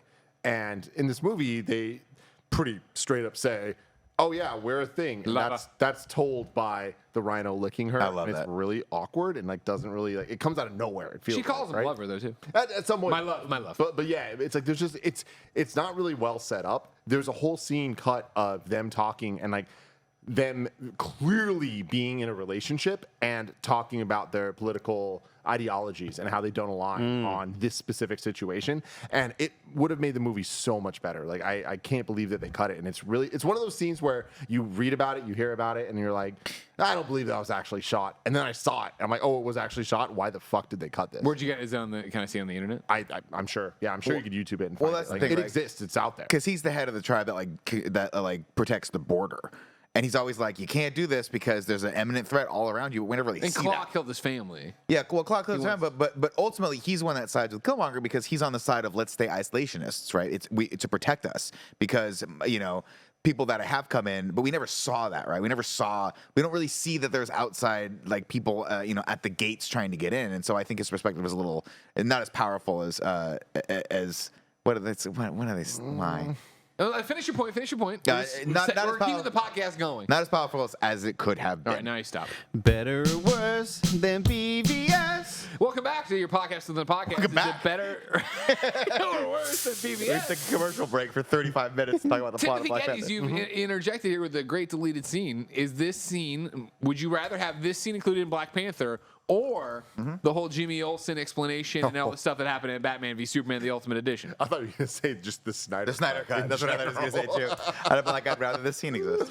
That's just because I don't you're think Greg would embarrassed like that you my are on answer the about record that. saying it didn't exist and it clearly existed and you were wrong. And Yeah. me and the internet were It right. didn't exist, and then they made it exist. Yeah, they gave it about $40 million to exist. $70 million. million. It did not exist. Yeah, I could exist for $70 million. You want to give me $70 million? I don't even know what you're talking about. If you would like to expound, please do. Or It's the Jimmy Olsen choose scene where not he's like, to. I'm a CIA guy and I have CIA cool stuff Remember to they do. explained why like I'm a the CIA bodies were guy. burned and stuff. Yeah. You're like, oh, this all makes more sense now. And it made no Everybody's like, sense. man, Batman v Superman's a better movie because of it. Everyone, I need you to stop watching this right now. It's not worth it. You guys understand. You've seen Black Panther. You know what's happening. I need you to just go back to the Batman v Superman trailer. I think it was trailer 2.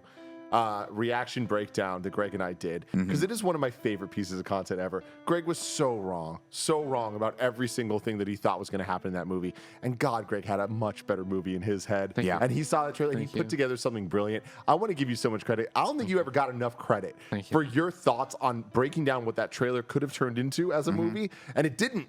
But it definitely could have. You were appreciate right, that. Greg. I appreciate Greg that. was right about all of this. Everybody, clip that out and send that to James Gunn on Twitter Gunn. and say, Greg and Gary Whitta need to make a movie for Superman. Leave Gary out of this. Well, no. Gary does the work. Oh, okay. I see what you're saying. I'm very much the He Ben does- he does all Affleck, the and he's the formatting Matt stuff. Damon. Yeah, he's the Matt Matt Damon's Damon. sitting there Okay. typing, and Ben Yeah. Affleck's bouncing. This is just a Family Guy reference. But Yeah, put our names, put both of our names on Ben there. Affleck just smoking All you weed. did was get high and eat Cheetos. All right. Going back into minute 20 of this movie. Let's see. Oh, shit.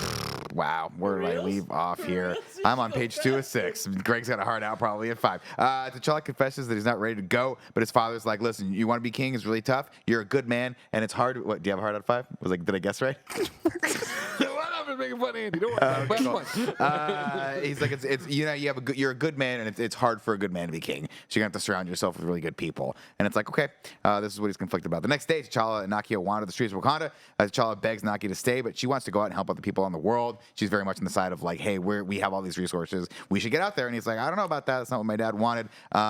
She's like, that's not the king I'd be. king He's like, now. you want to be queen? You want to be queen? He's like, I want to be queen. You want to be queen. But T'Challa protests. He's worried about showing the world who they really are. That will ruin their way of life. But Nakia tells him that Wakanda is way stronger than that. He's not giving him enough credit. T'Challa heads over to talk to W'Kabi, who tells him that helping the world comes with a lot of stipulations. A lot of people out there will come in, and you'll have everyone's problems. It's not worth it. They get interrupted by Okoye.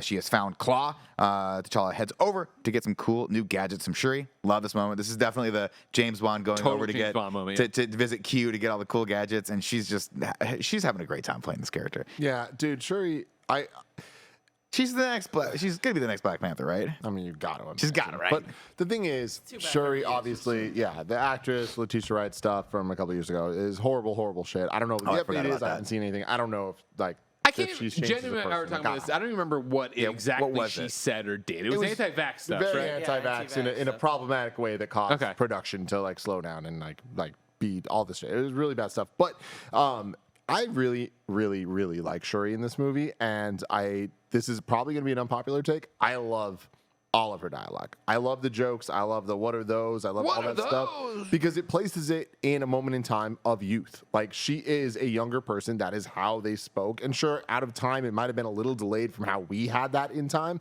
But I think rewatching this movie, it kind of places it in a way that like makes sense, that I imagine we'll continue to see her character grow and like get out of that type of like speak. But I appreciate it in this movie. It's also just kind of weird because I think of the fact that in order for her to know that joke, she has to really understand the outside world and memes and stuff like that. And I think of like, are anybody living in Wakanda not happy about having to be so isolated? They have the internet. They're like, I'm Yeah, sure they have that everything they they've got need. a bunch But I of think you don't things. think any of them have been like, well, I want to go fly to France to Well, no, I think vacation. they They're are. I allowed mean, to. they show that even Yeah. later. Like, But I think you're right, Andy, because like Okoye is like talking about Starbucks coming, and and there's like later in a different movie. But to Andy's point, like, wouldn't it be like you go to a different country, people go, "Oh, I'm so sorry from Wakanda." You gonna be like, "Fuck you." Like, Actually, it's it's just pretty awesome. dope. It's Yeah, awesome. Like that one person spilled the beans at this place is incredible. You saw it in the scene where, like, when in the very beginning, right? Black Panther comes and he throws the EMPs down or whatever, and they get the people out of the truck. And she's like, "Tell no one what you saw here today," and then they just leave them. They're like, okay. They do the Men in Black. And it was that thing. Where Jen was like, "That kind of sucks for those people. Why not bring them back to Wakanda?" I'm like, "Well." Or what they happens? got a life in the middle of this 15-mile journey they've been Yeah. from their kidnapping or whatever. Also, like, what happens when you go back to your families and people are like, "Hey, how'd you get home?" I'm not allowed to tell you. Like, I wish I could tell I wish you. I could tell you. Okay, well, you're gonna tell me. That's what's gonna happen. Anyway, I'd tell you, Nick. he heads over. I know you would, Greg. You tweeted at Andy.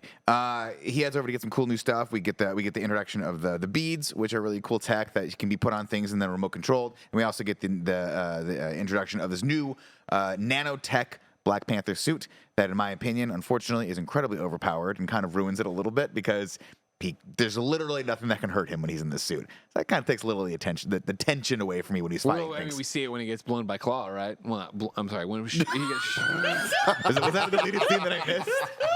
wait, Claw shoots him with the thing and blows part of his suit off. Like, it's possible to get past that. That's fair, I guess. They do introduce that, but the kinetic energy bombs that he's able to do in this, I'm like, I don't know. I don't know if I love that so much. I think that's cool. So here's my thing. I like the ground pound. I think you're right, Nick. But having rewatched this movie as many times as I have, and now that we are in this era of rewatching Marvel movies, and there's 3,000 of them, every time I rewatch one, I get to pay more attention to the action itself and like really judge, was this well choreographed? Is this a good action scene?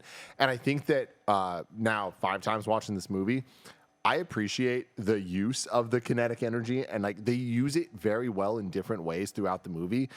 That I appreciate it, even though it is very kind of like a dialed in thing of like, yeah, we're going to give this suit this power just to be able to do these things. But then they do cool things with it. And I don't think I ever gave this movie enough credit for the cool shit they do. They do. It's just a little OP for me. That's all. Like Captain America's shield, you're like, I buy that you can't just do that. And I buy that it'll come back to him. But at the end of the day, if the shield gets separated from him, he still has to figure out how not to get shot by bullets. Where in this one, he's just run. I mean, there's no real anytime he's in danger, he's not really in danger, right? Unless I guess someone has the cool claw gun, the blow gun. If he doesn't have his suit, like also I feel like this allows to cool power scaling where it's like without the suit, he's on the level of Captain America. With the suit, it's more of like an Iron Man. I always think about the level. technology itself also. Like, why doesn't Tony just give everybody the suit? Why doesn't... I think about, you know what I think about give a lot, everybody and I the know suits. I've asked this question before, and I know people are like, shut up, Nick. Shut the fuck up, Nick. Shut the fuck up. Vibranium, real hard to come by, right? Later down the road, though, your homies with T'Challa. You can't make me a little Iron Man suit out of vibranium? What's going on here? Can't get a little help from my friend over in Wakanda? Yeah. Remember when they were kind of friends, he kind of got blipped out of the existence, and then he came back, but then Tony died. And then Captain America, the new one, got a vibranium suit. You don't think Jon Favreau was like, let me get... Oh, did he? Sam Wilson, yeah. The new Captain America? You can watch Falcon Winter Soldier. on Falcon Disney Winter Plus. Soldier, remember? That was so long Sorry, ago. light. I'm trying to get through Andor episode 1 per Did your they say, request, Tim. and I'm not, you know better than me, I'm not challenging. Sir, Yeah. King. Yes, thank you. Do they say it's vibranium, or it was just made by Wakandans? Because I remember it's made by the Wakandans. I can't remember it's vibranium. I think you're right. I think it was just made by them. I don't remember vibranium being brought up, but you gotta imagine the wings are vibranium. Damn. Well, they could have at least given Bucky a new arm.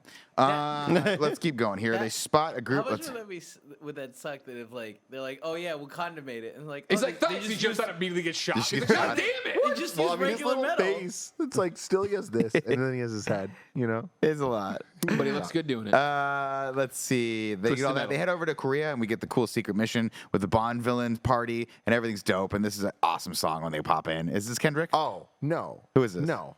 Oh no. Who is this? Who When is they this? go into the, are you talking about Korea? When they walk into the party, there's a In Korea though? Yeah. Yeah. When they walk What song into is that? it is a song by two gentlemen that I want to name right now. One of them, Snoop Dogg.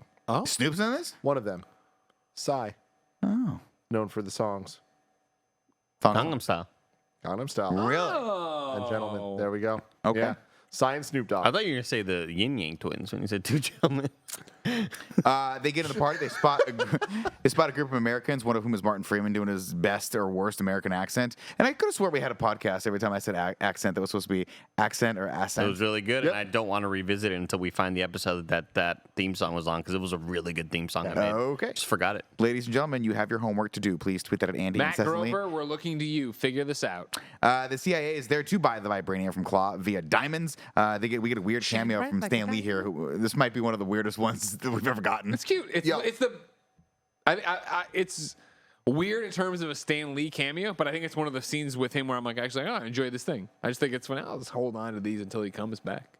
It's a weird cameo in the pantheon of Stanley cameos, but it was definitely, this was the first time I saw a Stanley cameo, I guess since Incredible Hulk with the green soda things that we did the rewatch for, but since he's been gone, like since we've seen these movies Right. and stuff, and like it was really like, whoa. Seeing him, I was like, "Oh man, we lost something." Like did. obviously we lost so much, but like even just the cameo stuff, it's like it was a fun thing they did, and I like miss it, you know. And it's like it was like a fun moment in time, and the Infinity Saga will always be so special for so many reasons. But I think the Stanley cameos was part of that. Question for the king, if I may. Mm-hmm. Everett Ross is this guy's name. Is this guy related to Ross at all? Thunderbolt Ross? No, Betty I Ross? wanna say, Betty but, Ross's like, brother? But Everett Ross is a big deal character in the comics. Just want to give a shout out to Martin Freeman and The Hitchhiker's Guide to the Galaxy. Those movies that movie was awesome. Should have got a Should sequel. have been more. Should have been more. Greg, King, I have a question for you too. Yes. my lord. Has it been confirmed, or was it just a rumor that Harrison Ford was taking over as Thunderbolt Ross? I think it's confirmed. That's confirmed. I mean, Thank it's not confirmed by Marvel Studios or Kevin Feige, but it's confirmed by Deadline and Variety Thank you and very them, much. which, as far as I know, they've never been wrong. So Okay. They just got to keep him away from planes. Yeah. Dude, Harrison Ford, get it together. Stay home with Ally McBeal and have a nice night. He really likes flying planes, but he might be too old for it. Yo, he's He about hasn't to be done it in a while, Thunderbolt Ross, though, in But, the like, Thunderbolts. That it is a good fucking idea? awesome. Like, isn't he older than He's the very dude that old. died? Yeah, he's like Yeah, 91. William Hurt. He's not rest in peace. 91. Harrison He's not Ford's probably 91. in No, his he's not 80s. 91. Maybe 70s. Calista think- Flockhart, that's the name I was looking for. Yeah. Do you think at any point, Tim, our king, and then I'll move on, there's a moment where Thunderbolts Ross is on a plane and someone's also on the plane and he goes, "Get off my plane." I hope so. Fucking hope so. That would be fucking incredible. Holy shit. He's talking to the team. He's like, listen, we just don't need a Harrison Ford is- Star Wars. 80 years old. painting. Does not fight any wars in the stars. Listen here, Captain Marvel. I'm not looking for a Star Wars. That's great. That's great. For Greg, a you're Star always great. Wars. We'll workshop, all right? Sure. Of Kevin course, Feige's not listening. Ross knows exactly who he is. He pulls him aside. He's like, "Listen, don't make a scene here. We'll work something out after we get Claw, but we have to make this work." And he's like, "You are not the boss of me. I'm a king, and you're a CIA guy." Okoye gets spotted, and all hell breaks loose. This is that incredible fight scene. That's all one take. Very, very, very cool. It's fucking incredible. And again, I did not appreciate it enough the first time we saw this, but like rewatching it and paying attention from the moment the one shot starts all the way through the car chase and stuff, they use every moment to do something dope with what they've set up previously with the suits and the kinetic tech, Shuri doing the driving with the beads and stuff. So cool. This breaks Like, out, stop of course. shooting Yeah. at the fucking car. They're made of vibranium. I love that. I like that point, right? I like him surfing. I like him having the car gets exploded because of Claw, and he runs up the side of the thing. All that stuff is great. So sick. Don't love the comedic beat of Okoye and Nakia, like the car blowing up, right? She's like sliding. Like, Yeah. a little too slapsticky. That was unbelievable. Didn't need it. Could have found a different way to do that. To go back just for a moment here, did you like the what was it? SoundCloud joke? That, No. I didn't like really? that either. Oh, No, love No, I it. thought- I like that one. I thought it was going to Love end with it. him being like more serious, but it was like, oh, you actually have a rap song out there, like a rap album. So that's a weird call. Didn't mind it, just didn't.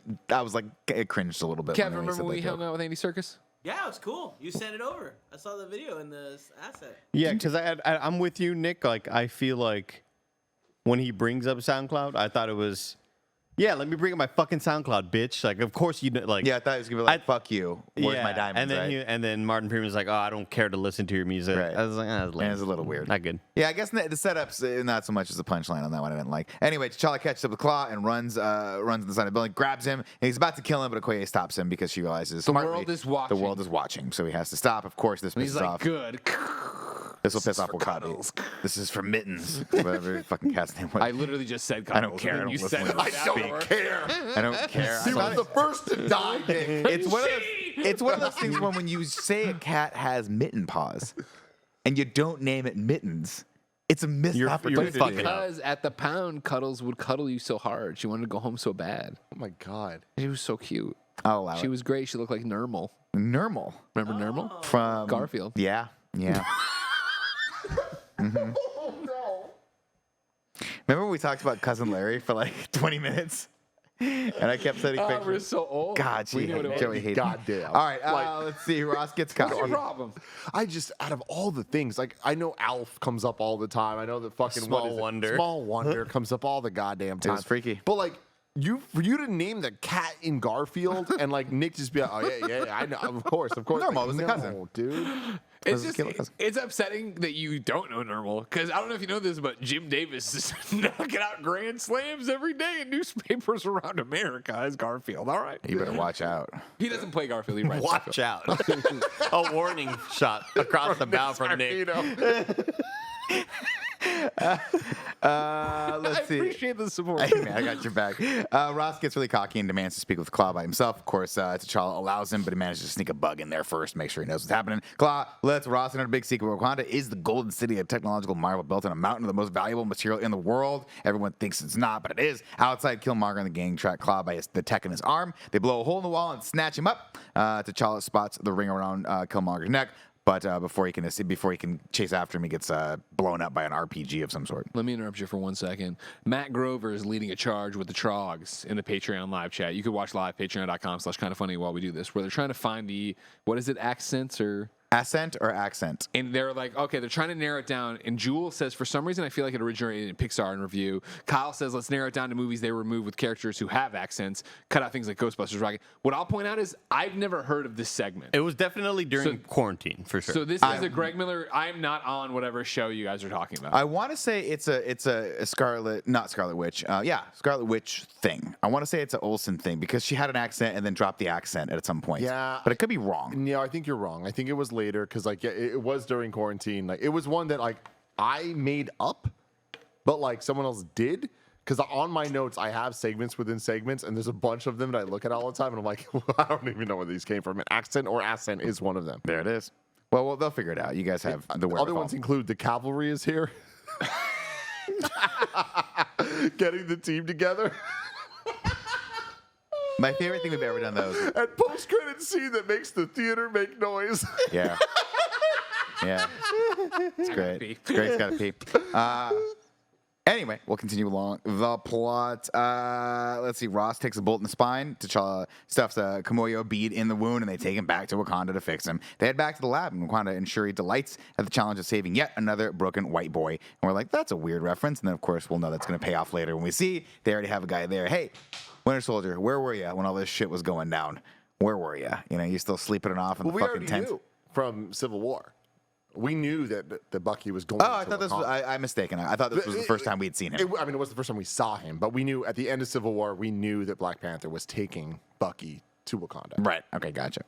Let's see. Wakabi is displeased that T'Challa let Claw slip through his hands. To him, it's more of the same as the old king. Killmonger kills his whole crew and gets Claw alone, so the arms dealer can guide it to basically be useful to getting him into Wakanda. Then he shoots him and takes the body back. Claw tells him he's crazy if he thinks he can walk in there as an outsider, but Killmonger's like, I'm not an outsider, man. I've got the that cool tattoo, bro." inner lip tattoo. Now, the question is, how did he get that tattoo? Are you born with it, or did they give it to him when he was born? Because he's supposed to be like not illegitimate. made out but- of? I feel like his dad probably Did gave to maintain him. it? Because his No, dad, no. yeah, I think Kev's right. Because his dad did tell him about Wakanda and tell him the Yeah. stories and all that stuff. So like, he raised him if he was Wakandan. Yeah, so. remember But he's doesn't like, that my have dad to always be said like- the sunsets here are beautiful. I always was going to visit Yeah. here one day. This is one of those things where like the king was like, we have to hide this kid. So you figure whoever gave him that's all for all intents and purposes a passport, No, right? I don't think the king knew about him. Then how did he get the thing? Well, the king knew about him. The king didn't know about him because he just goes, has to kill his brother. Classic situation. no, I think he knew. I don't think so. I don't think he Wait, had left to him kill there the on brother. purpose? I think that he. I think he left him there on accident.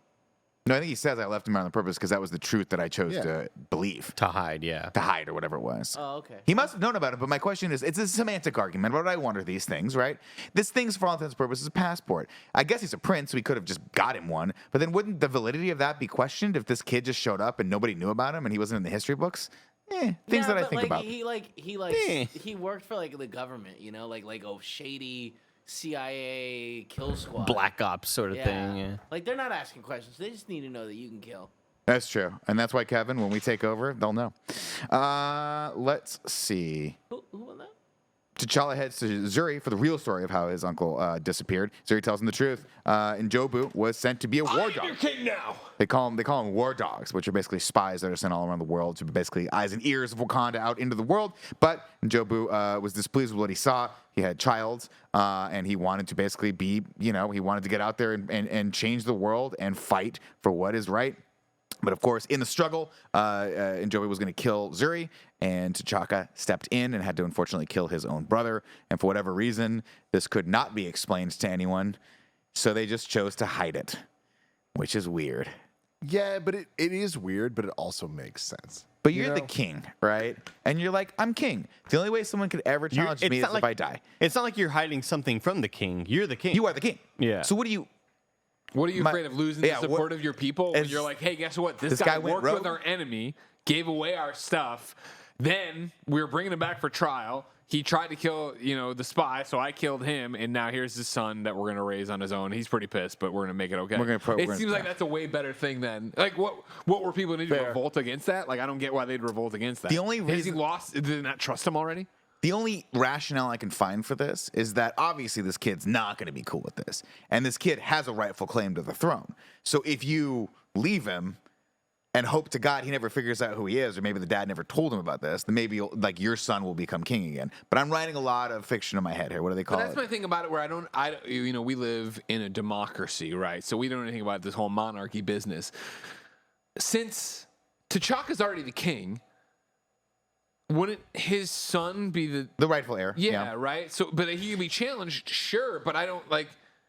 Is he raising some pudge ball over here that he think isn't going to be able to step up and throw hands one day? You know what? Hey, you gonna get up now? Are you gonna get I'll up at tell some you point right today? now, I'll pre-book fights for my son right now if you want. This kid's gonna tear people's heads Yeah, off. your kid's gonna have like that bear strength that you have. Yeah. No, it's true. I don't know how that whole thing works. Anyone can challenge, really, right? Isn't that the whole point? You don't Oh have yeah, to have. and I mean, legitimately, Shuri jokingly raised her Raise your hand. I was right? like, oh shit. And she's like, no, I'm not gonna do it. Don't worry about it. Yeah. So it's just one of those things where I question why that had to be the reality. You even said he has like a valid claim to the throne, but he doesn't.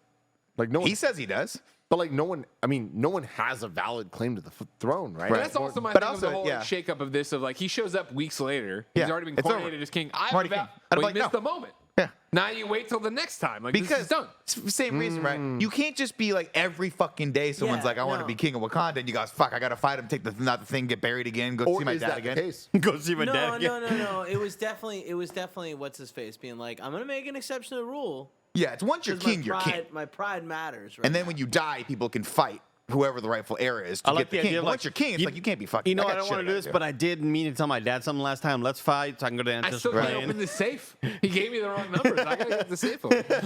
Of course, Killmonger drags Claw's body back to the border, and Wakabi takes the bait, or rather not the bait. He's just very delighted to have someone else that's here that believes in him.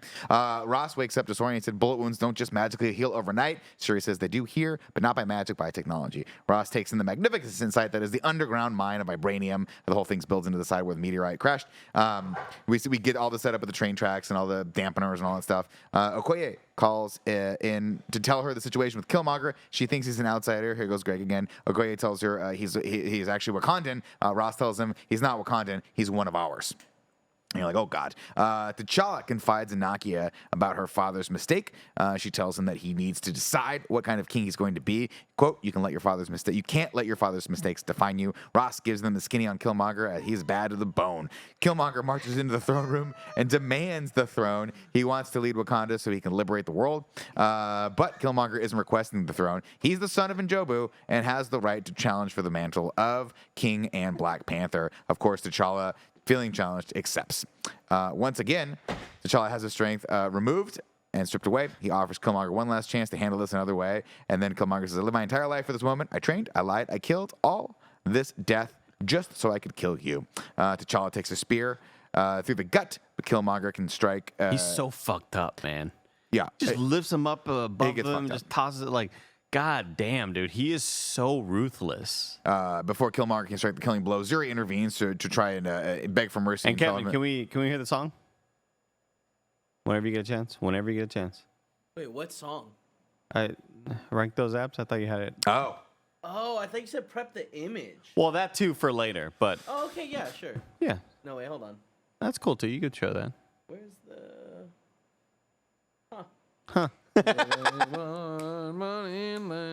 Now it's time to rank those abs. What's up, everybody? Welcome back to Rank Those Abs. Michael B. Jordan. Jesus Christ. You know what I mean? Holy Jesus shit, Christ, bro. He just looks amazing. And it's a combination of that beautiful face, that cool hair, awesome body. Were they born? Thank you, Kevin. Born in Right on time. labs? Now it's time to rank those abs. What's up, everybody? Welcome back to Rank Those Abs. Michael B. Jordan. Jesus Christ. Beautiful torso. Just beautiful, beautiful physique. like he's got these pock marks. Like they're just straight up like Oh, you got some chicken pox? like he just got bumps all over his sexy body. It's like, man, you make Yeah. those It's a bumps really look cool cool. move, though. Scarring. I really Oh, like it's a that. Well, you know Cool he ass has those, scar. right? Yeah, every kill Every body kill. count. Yeah, Body he's count. got hundreds of them at this I was point. gonna say it's like in college football. Whenever you get like a cool touchdown, you put a little sticker Little thing on on your your Sticker on your helmet. helmet. sticker on your Yeah, helmet. that'd Yeah. Only This in college, doesn't- we did that in Pee Wee or whatever, like, you know. I mean, I only ever saw it in college. I never played Pee Wee football. It's too tiny.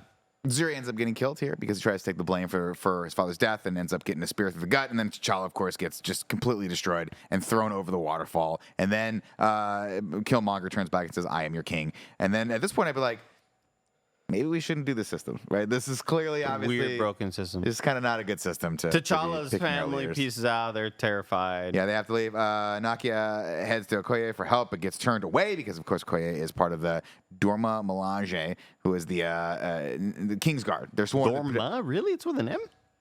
I looked it up. I thought it was just Dora. Dora, excuse me. Dora Melange. okay. Yes, you are correct. You are correct. And this is a really terrible scene that I noticed on my TV. I was at a different angle, and it is like especially noticeable if you're watching from a different angle where This looks awful. her like it's obviously at a tilt because I took a just a picture with my cell phone at a different angle, but it's like her face is so badly CG'd in this sequence. Really? Like Why?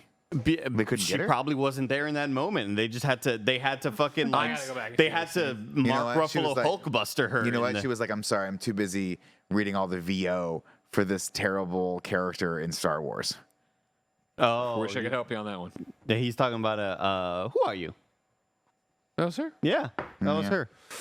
Yeah. What's the actress I'm thinking of? What's her name? Who plays? Lupita Nyong'o? Mascanada? Yeah, Lupita Yeah, Nyong'o. I'm talking about Yeah. Mascanada. But this CG shot, can you bring it one more time up for Kevin? I took this picture on my phone, Tim, because like she is CG'd so badly in this sequence, dude. I didn't notice in the movie, but yeah. I noticed it even more because I had the movie on my TV and I was watching from a different angle, and the viewing angle definitely made it even more noticeable. It's like, dude, she's not, like, the contrast, nothing matches. It looks awful. It looks really, really bad. Of course, Killmonger takes the throne, and he eats the heart-shaped plant, and then once he gets the powers, Black Panther decides to burn all the rest of the plants. Nakia sneaks in and grabs one just before the whole garden goes up in flames. Killmonger takes the throne and sets in motion a plan, of course, for worldwide uprising. Wakabi has his back. The world is getting smaller, and soon it will be either the conquerors or the conquered, and we're damn sure not going to be the conquered. Nakia wants to take the herb back to M'Baku, but the queen protests. She wants Nakia to take it herself, but Nakia's like, I'm a spy, and I don't have an army, and there's no way this is working out. No, I'm not gonna do it. Guys, this is not happening. M'Baku is not exactly hospitable. Nakia offers to him the herb, and then they all bend the knee, but he's like, no, I ain't gonna go that way. He takes him over to see T'Challa, who is still alive. That's right. They got him on ice, literally. They just packed him in ice. I have breaking news. Marion in the chat says it was New Mutants. I just checked. There you go. Oh, the Russian girl probably. Accent or accents or whatever the hell you call There it. you go. An accent was on that. I just don't remember it. I apologize. I do want to call out, however, this like while watching this sequence, and they obviously he's on the ice, and they're like, well, if you try to take him back, I don't know who would have Yeah, I just took a picture of my computer when I came back, and this is what it was. It on my Word doc says, "You've been spotted by the period boys." Okay. And spotted is in red.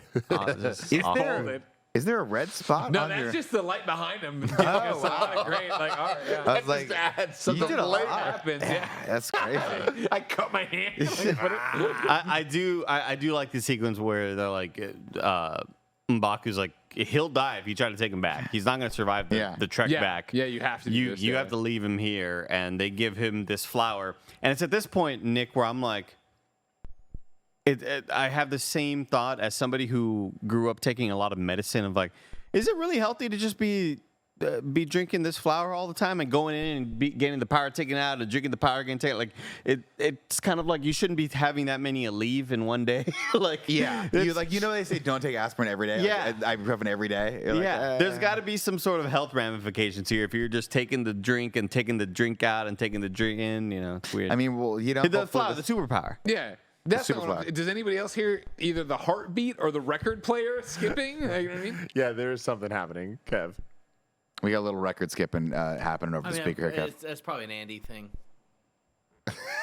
I hear that. I love the shift of blame. Like I love that we don't know who to blame. We don't know. But I'm gonna it's- we unplug have the an looper, instrumental. Kevin. I'm gonna Yeah. unplug the looper because I think it's the looper. I think so too. I can see it here. There it is. It fixed it. Out over on the ancestral plane, his father tells him it's time to come home and reunite with all the rest of his ancestors. He's like, I can't do that. I can't leave Wakanda like that. And he's like, how could you have done this whole thing? And his dad's like, listen, man, this is a different time. You know what I mean? You weren't there. You weren't there to understand. And he's like, no, I got to go back and I got to wreck shop. And he rises once again as the Black Panther and immediately asks for a jacket. That was a good little blanket. Excuse me. It's like, give me a blanket. I'm cold. I've been on ice the whole fucking time. M'Baku interrupts the touching scene with a yawn.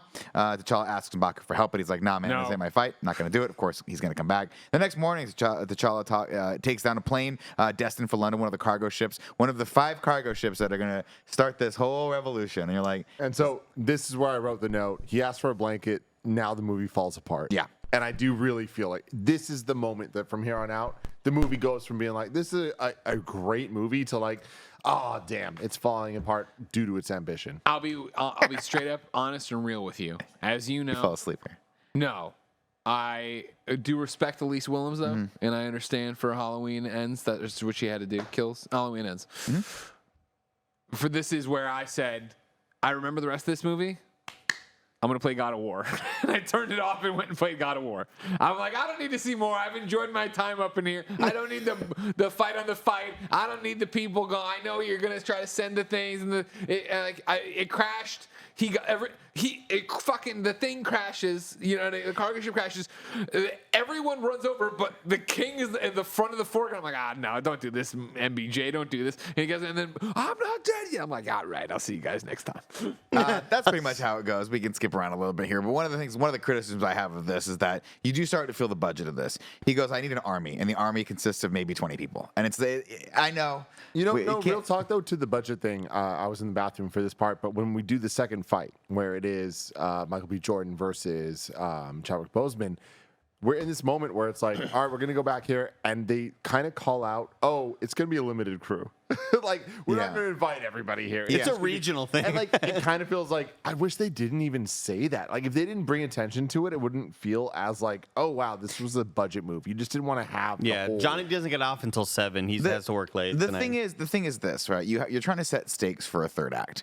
And the stakes of the third act is that this country, the Wakandan people, the Wakanda is so powerful that if this 5 ships of weapons get out, it's going to start a world war that will cause an uprising. It'll overthrow everything, right? So but we need to see that backed up with some level of visual. And granted, the city that they're in is incredible, but it doesn't read as a vast nation full of like so many people and so many resources that they could legitimately take over the world to me. So I kind of want to see that mirrored in some sort of armed force that's thousands of people fighting each other in this moment. That we kind of see in Infinity War. We do see that, right? And that's what's great about that. And that's the problem is like we do get to see that. We do get to see M'Baku and the Jabari tribe fucking come and just wreck shit. And there's hundreds of them, and it's a powerful moment. In this one, he saves them. It's like it's him, like maybe 20 other people. And you're like, I feel like Black Panther could have fucked these guys like out. Like every single one of these, the whole thing. Also, again, I hate to say it, but the cargo ship moments. It's like, is it really that big of a deal if like 100 spears get out that are like tank busters? Like,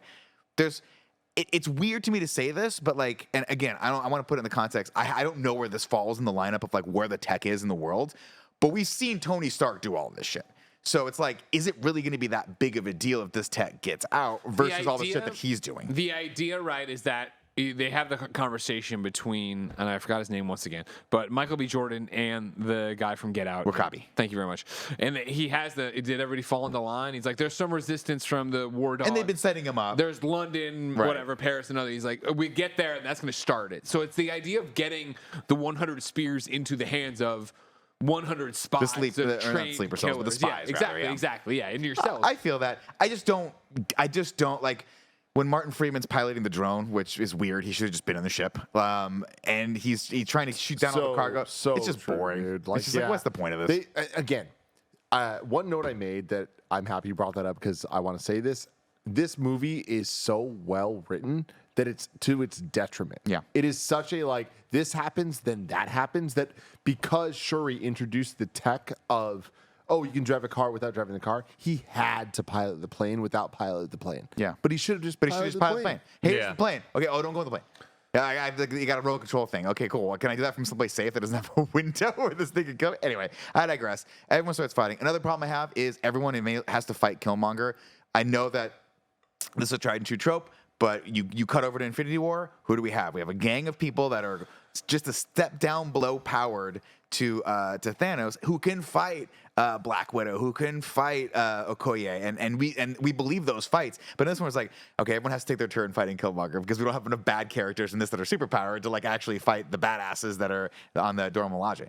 So I don't know, it just starts falling apart. Gets a little boring. But anyway, Killmonger takes one to the chest. And I guess it's the Black Panther serum that's inside of him that allows him to breathe through it for a solid 20 minutes. No. I think it's that the knife is stopping the bleeding, right?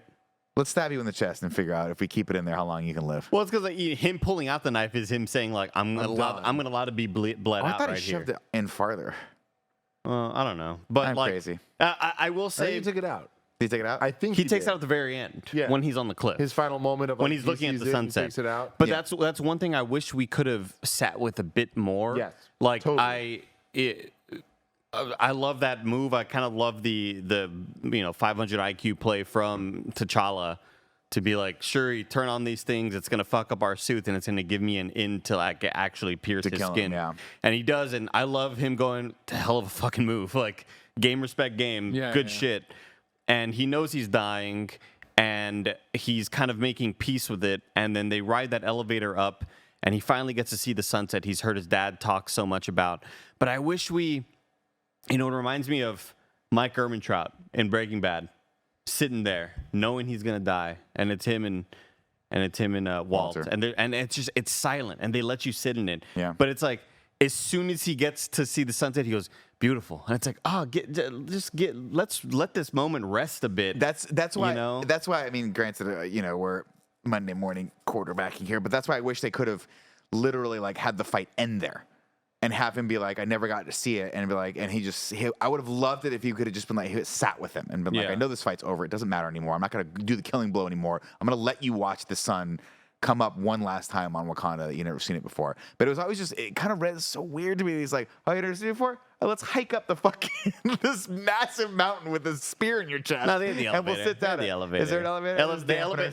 The elevator took him like right to where they needed to be or whatever. But Yeah. I just like I don't know. I kind of wish that they sat there for a bit and him be like, my dad always said, or it's just that he went straight into beautiful. It's like, oh man, like that's a good payoff. I think you got there a little too quick. But I do love the line at the end of him being like, no, don't heal me, don't fix me, so I can be jailed up forever. Yeah. I want to be like my ancestors who jumped off the boats. Like, fuck, that is a line, dude. That is a line. Yeah, it's fair. Again, the ambition of the movie, I think, shines in some ways, but like is held back by this just being a pretty by the numbers movie. But also, I don't know, part of me is like, Killmonger, you'll figure your way out. You're a really resourceful guy. Maybe they take the power away from you. You'll figure out how to get the power again. We see it in What If, right? Yeah. We see What what If. could Killmonger do very powerful. if he won and all that. And like, I hope we see him again. Like, I'm still not like out on that. Michael B. Jordan is in Wakanda forever. He probably isn't, but like he could be, and like that could be cool if they did it right. And they, especially now in the multiverse era, like we're in a place where that could happen. I don't expect it. That'd be badass. But only if they did it right. They could fuck it up. He's like, I was on the ancestral plane. It's pretty cool over there. It's pretty dope. No, Did that's you see that panther in the tree with the mittens? Yeah. Horace Grant. You know what that panther with the mittens name is? Cuddles. Cuddles. I'm no longer Killmonger. Jesus Christ. Of course, we get one last shot here. Of course, when they go back to Oakland, he bought the Love building. He's this like, I bought scene. all these things. This is the official first ever Wakanda Outreach Center. It's going to be headed up by Nakia. Of course, Shuri's going to head up all the technology, all that stuff. And then one of the he shows the kids the ship. He's like, we're ready to show the world who we are, right? One of the kids comes over. He's like, man, the fuck's going on here? That's a cool ship. Who are you? And he just smiles. And we get the big splash of the Panthers and all that stuff. And we go into the nastiest credit fucking sequence nasty. that's ever been done. Love the colors. It Love the starts song off with here. like the purple, then it hits So that gold, sick. yellow, Oh, amber, and you're like, fuck, oh it's my nasty. god, they went too hard on It's this. one of those sequences as a person who loves motion graphics where I'm like, all right, I got to dial that back. It's perfect. Yeah. It's so It's well perfect. done. It Then we get really another just shot where it's like, we're just going to give us another speech. It seems kind of redundant. Why Yo, should we honestly- listen to your poor ass nation? It's like, And look, and this is the ambition that I'm talking about. They wanted this to be the I am Iron Man moment. And Yeah. it really isn't. And It's really the not. I am Iron Man moment hit when it first happened. And then we felt the ramifications throughout the movies, even without it being about Iron Man. We just felt it. And then, of course, in Endgame, we feel it even more. We still haven't felt the ramifications of Wakanda Tech getting out Yes. there and all this stuff. And we're now how many years removed from this movie coming out? So it feels a little weird. No more than us seeing people getting their hands on the space. The people that invaded in Avengers 1 with Loki. Kree? No. Like the Skrull. but like The Skrull. No, it's not the The no, Skrull. like Skrull. Michael Chitauri. Keaton. Skrull. Yeah, the Chitauri. Chitauri tech. Yeah, like kind of on the same plane of like, some people are getting it, but it's not taking over the world in some like world dominating way. I don't To know. Tim's point, I think it needed a beat of him. He's like, with all due respect, what is it that your poor nation has to offer? He's like, and I was hoping put he was the going to suit like click it, and we'd have seen something that was like incredible. I don't know what that thing would have been, but the whole Iron just Man thing zaps was him, so dissolves awesome. him. The whole Iron Man thing was so awesome because it's a once in a lifetime thing that you could have ever possibly done, which is like, are you Batman? No, of course I'm not Batman. I'm Iron Man. Are you Iron Man? Yeah, I am Iron Man. Everyone in that theater was like, what the fuck? Like, you're supposed to hide your stupid secret identity for 8 movies, and even though everyone on the planet knows who you are. Just tell the people you're fucking. That's pretty much the Batman way. Exactly. Or the people you're about to kill. Exactly. But even then, I'm talking about the real world of like us seeing these movies where Wakanda Tech being out there means absolutely nothing. Well, that's what I'm saying so is right far. now we see that, and we've seen all that tech mirrored. I mean, it's it's all make believe tech, but we've seen it mirrored in Tony Stark's lab. For Christ's sake. that's the thing. nanotech, all that We stuff did, is there. Yeah, it was nanotech, and that is something I find kind of weird now seeing these movies after it and looking back at this, where it's like, all right, so the movies told us that Tony came up with nanotech. Yeah. And like Tony. they bring up nanotech in this, and it's different. They don't say nanotech; they say nano whatever. But like, that's okay that multiple people in different places came up with something. But the way they show it, especially with this being the movie before that, it almost feels like Tony should have referenced Wakandan tech of Yeah. like, oh, because Wakanda opened up. Yeah, I I learned, learned XYZ nanotech, So yeah. now my suit is nanotech, and they didn't do that. Where I now- thought they did. I thought they had mentioned that somewhere. Or maybe that's just one of those TikTok. Because Tony is always learning. That guy, the fucking. Yeah. Did you know that he got nanotech because he got it from the fucking. One of the other things that I think was a dropped ball moment, and again, if I'm wrong about this, let me know. But like the true power of not animantium, excuse me, Vibranium. isn't the indestructibility of it. It's got all these other cool things that you can do with That it. are so cool. And we never really touch on that. That's where I wish they'd have leaned into and been like, oh, no, it has nothing to do with the weapons you can make. This thing can heal a bullet wound overnight. That is real power. Not That even is a the bone, a shattered spine. fucking spine, and we have that technology, and so it's like that is where they kind of hint at the end, where it's like we're gonna have science outreach, we're gonna help all these communities. That's where I wish the movie had found its legs a little bit more.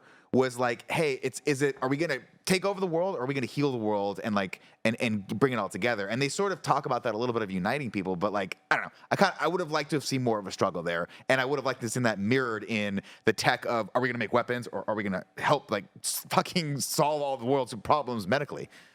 yeah. Anyway, and then we get a post-credit sequence once more time. But my name's Bucky, and I'd be like, that's weird. That's a weird name for 2022. And then Black Panther will return in Avengers: Infinity War. And I got chills. I did. That's Seeing fucking awesome. The will return in Infinity War. Yeah. Oh my god.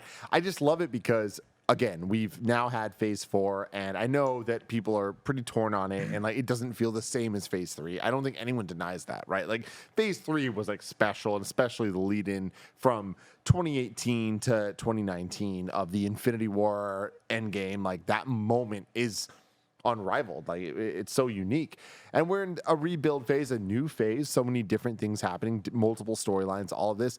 But seeing that like will return in Infinity War, it made me so excited because I'm like, we're about to get that soon, and like we're about to end next week. We're reviewing Wakanda Forever. That is the final movie in phase 4. We have the Guardian special that's coming out, and that's the end of phase 4. Then we're moving on to phase 5 with Quantumania. The phases at this point are a marketing thing. But at some point, we're going to get a movie that ends with a character will return in Avengers Kang Dynasty. And it's going to feel the same way that this did. And that's cool as fuck to me because last night I rewatched this movie and it said Black Panther will return in Infinity War, a movie I've seen.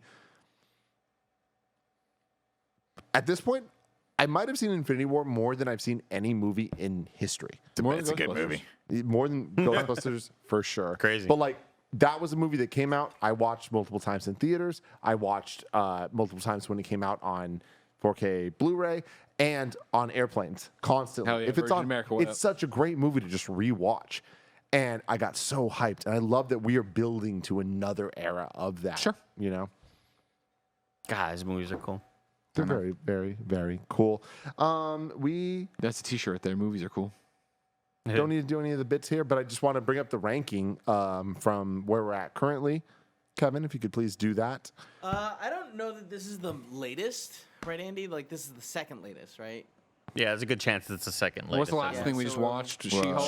She-Hulk. She-Hulk okay, or Wolf She-Hulk. by Night. No, She-Hulk, right? Like I made the Werewolf graphic, by I just Night never is sent good. it through. It's wanna okay. go I send don't it think either through of those really were quick? higher than where this is. So Black Panther's at number 17, under Far From Home, above Doctor Strange. how do we feel about that? Does anyone have any thoughts one way or another? I still think it's aptly placed, personally. Yeah, I think it's a really good movie. I really enjoyed watching it. I think it just falls apart in the third act, and so therefore deserves to be a little bit lower on the list than some of the other movies that are ranked above it. It's one of those for me where if we're just doing the Greg personal list, because I know I lost the vote on a few of these. Looking at this right now, what gets tough for me is that I would put it above Far From Home, and then stick with me. I would put it above Love and Thunder, but I wouldn't put it above Iron Man. So like I would shift this list where Iron Man's 14 and Black Panther's 15. For me personally, on my personal list. How good is Shang-Chi, man? So good.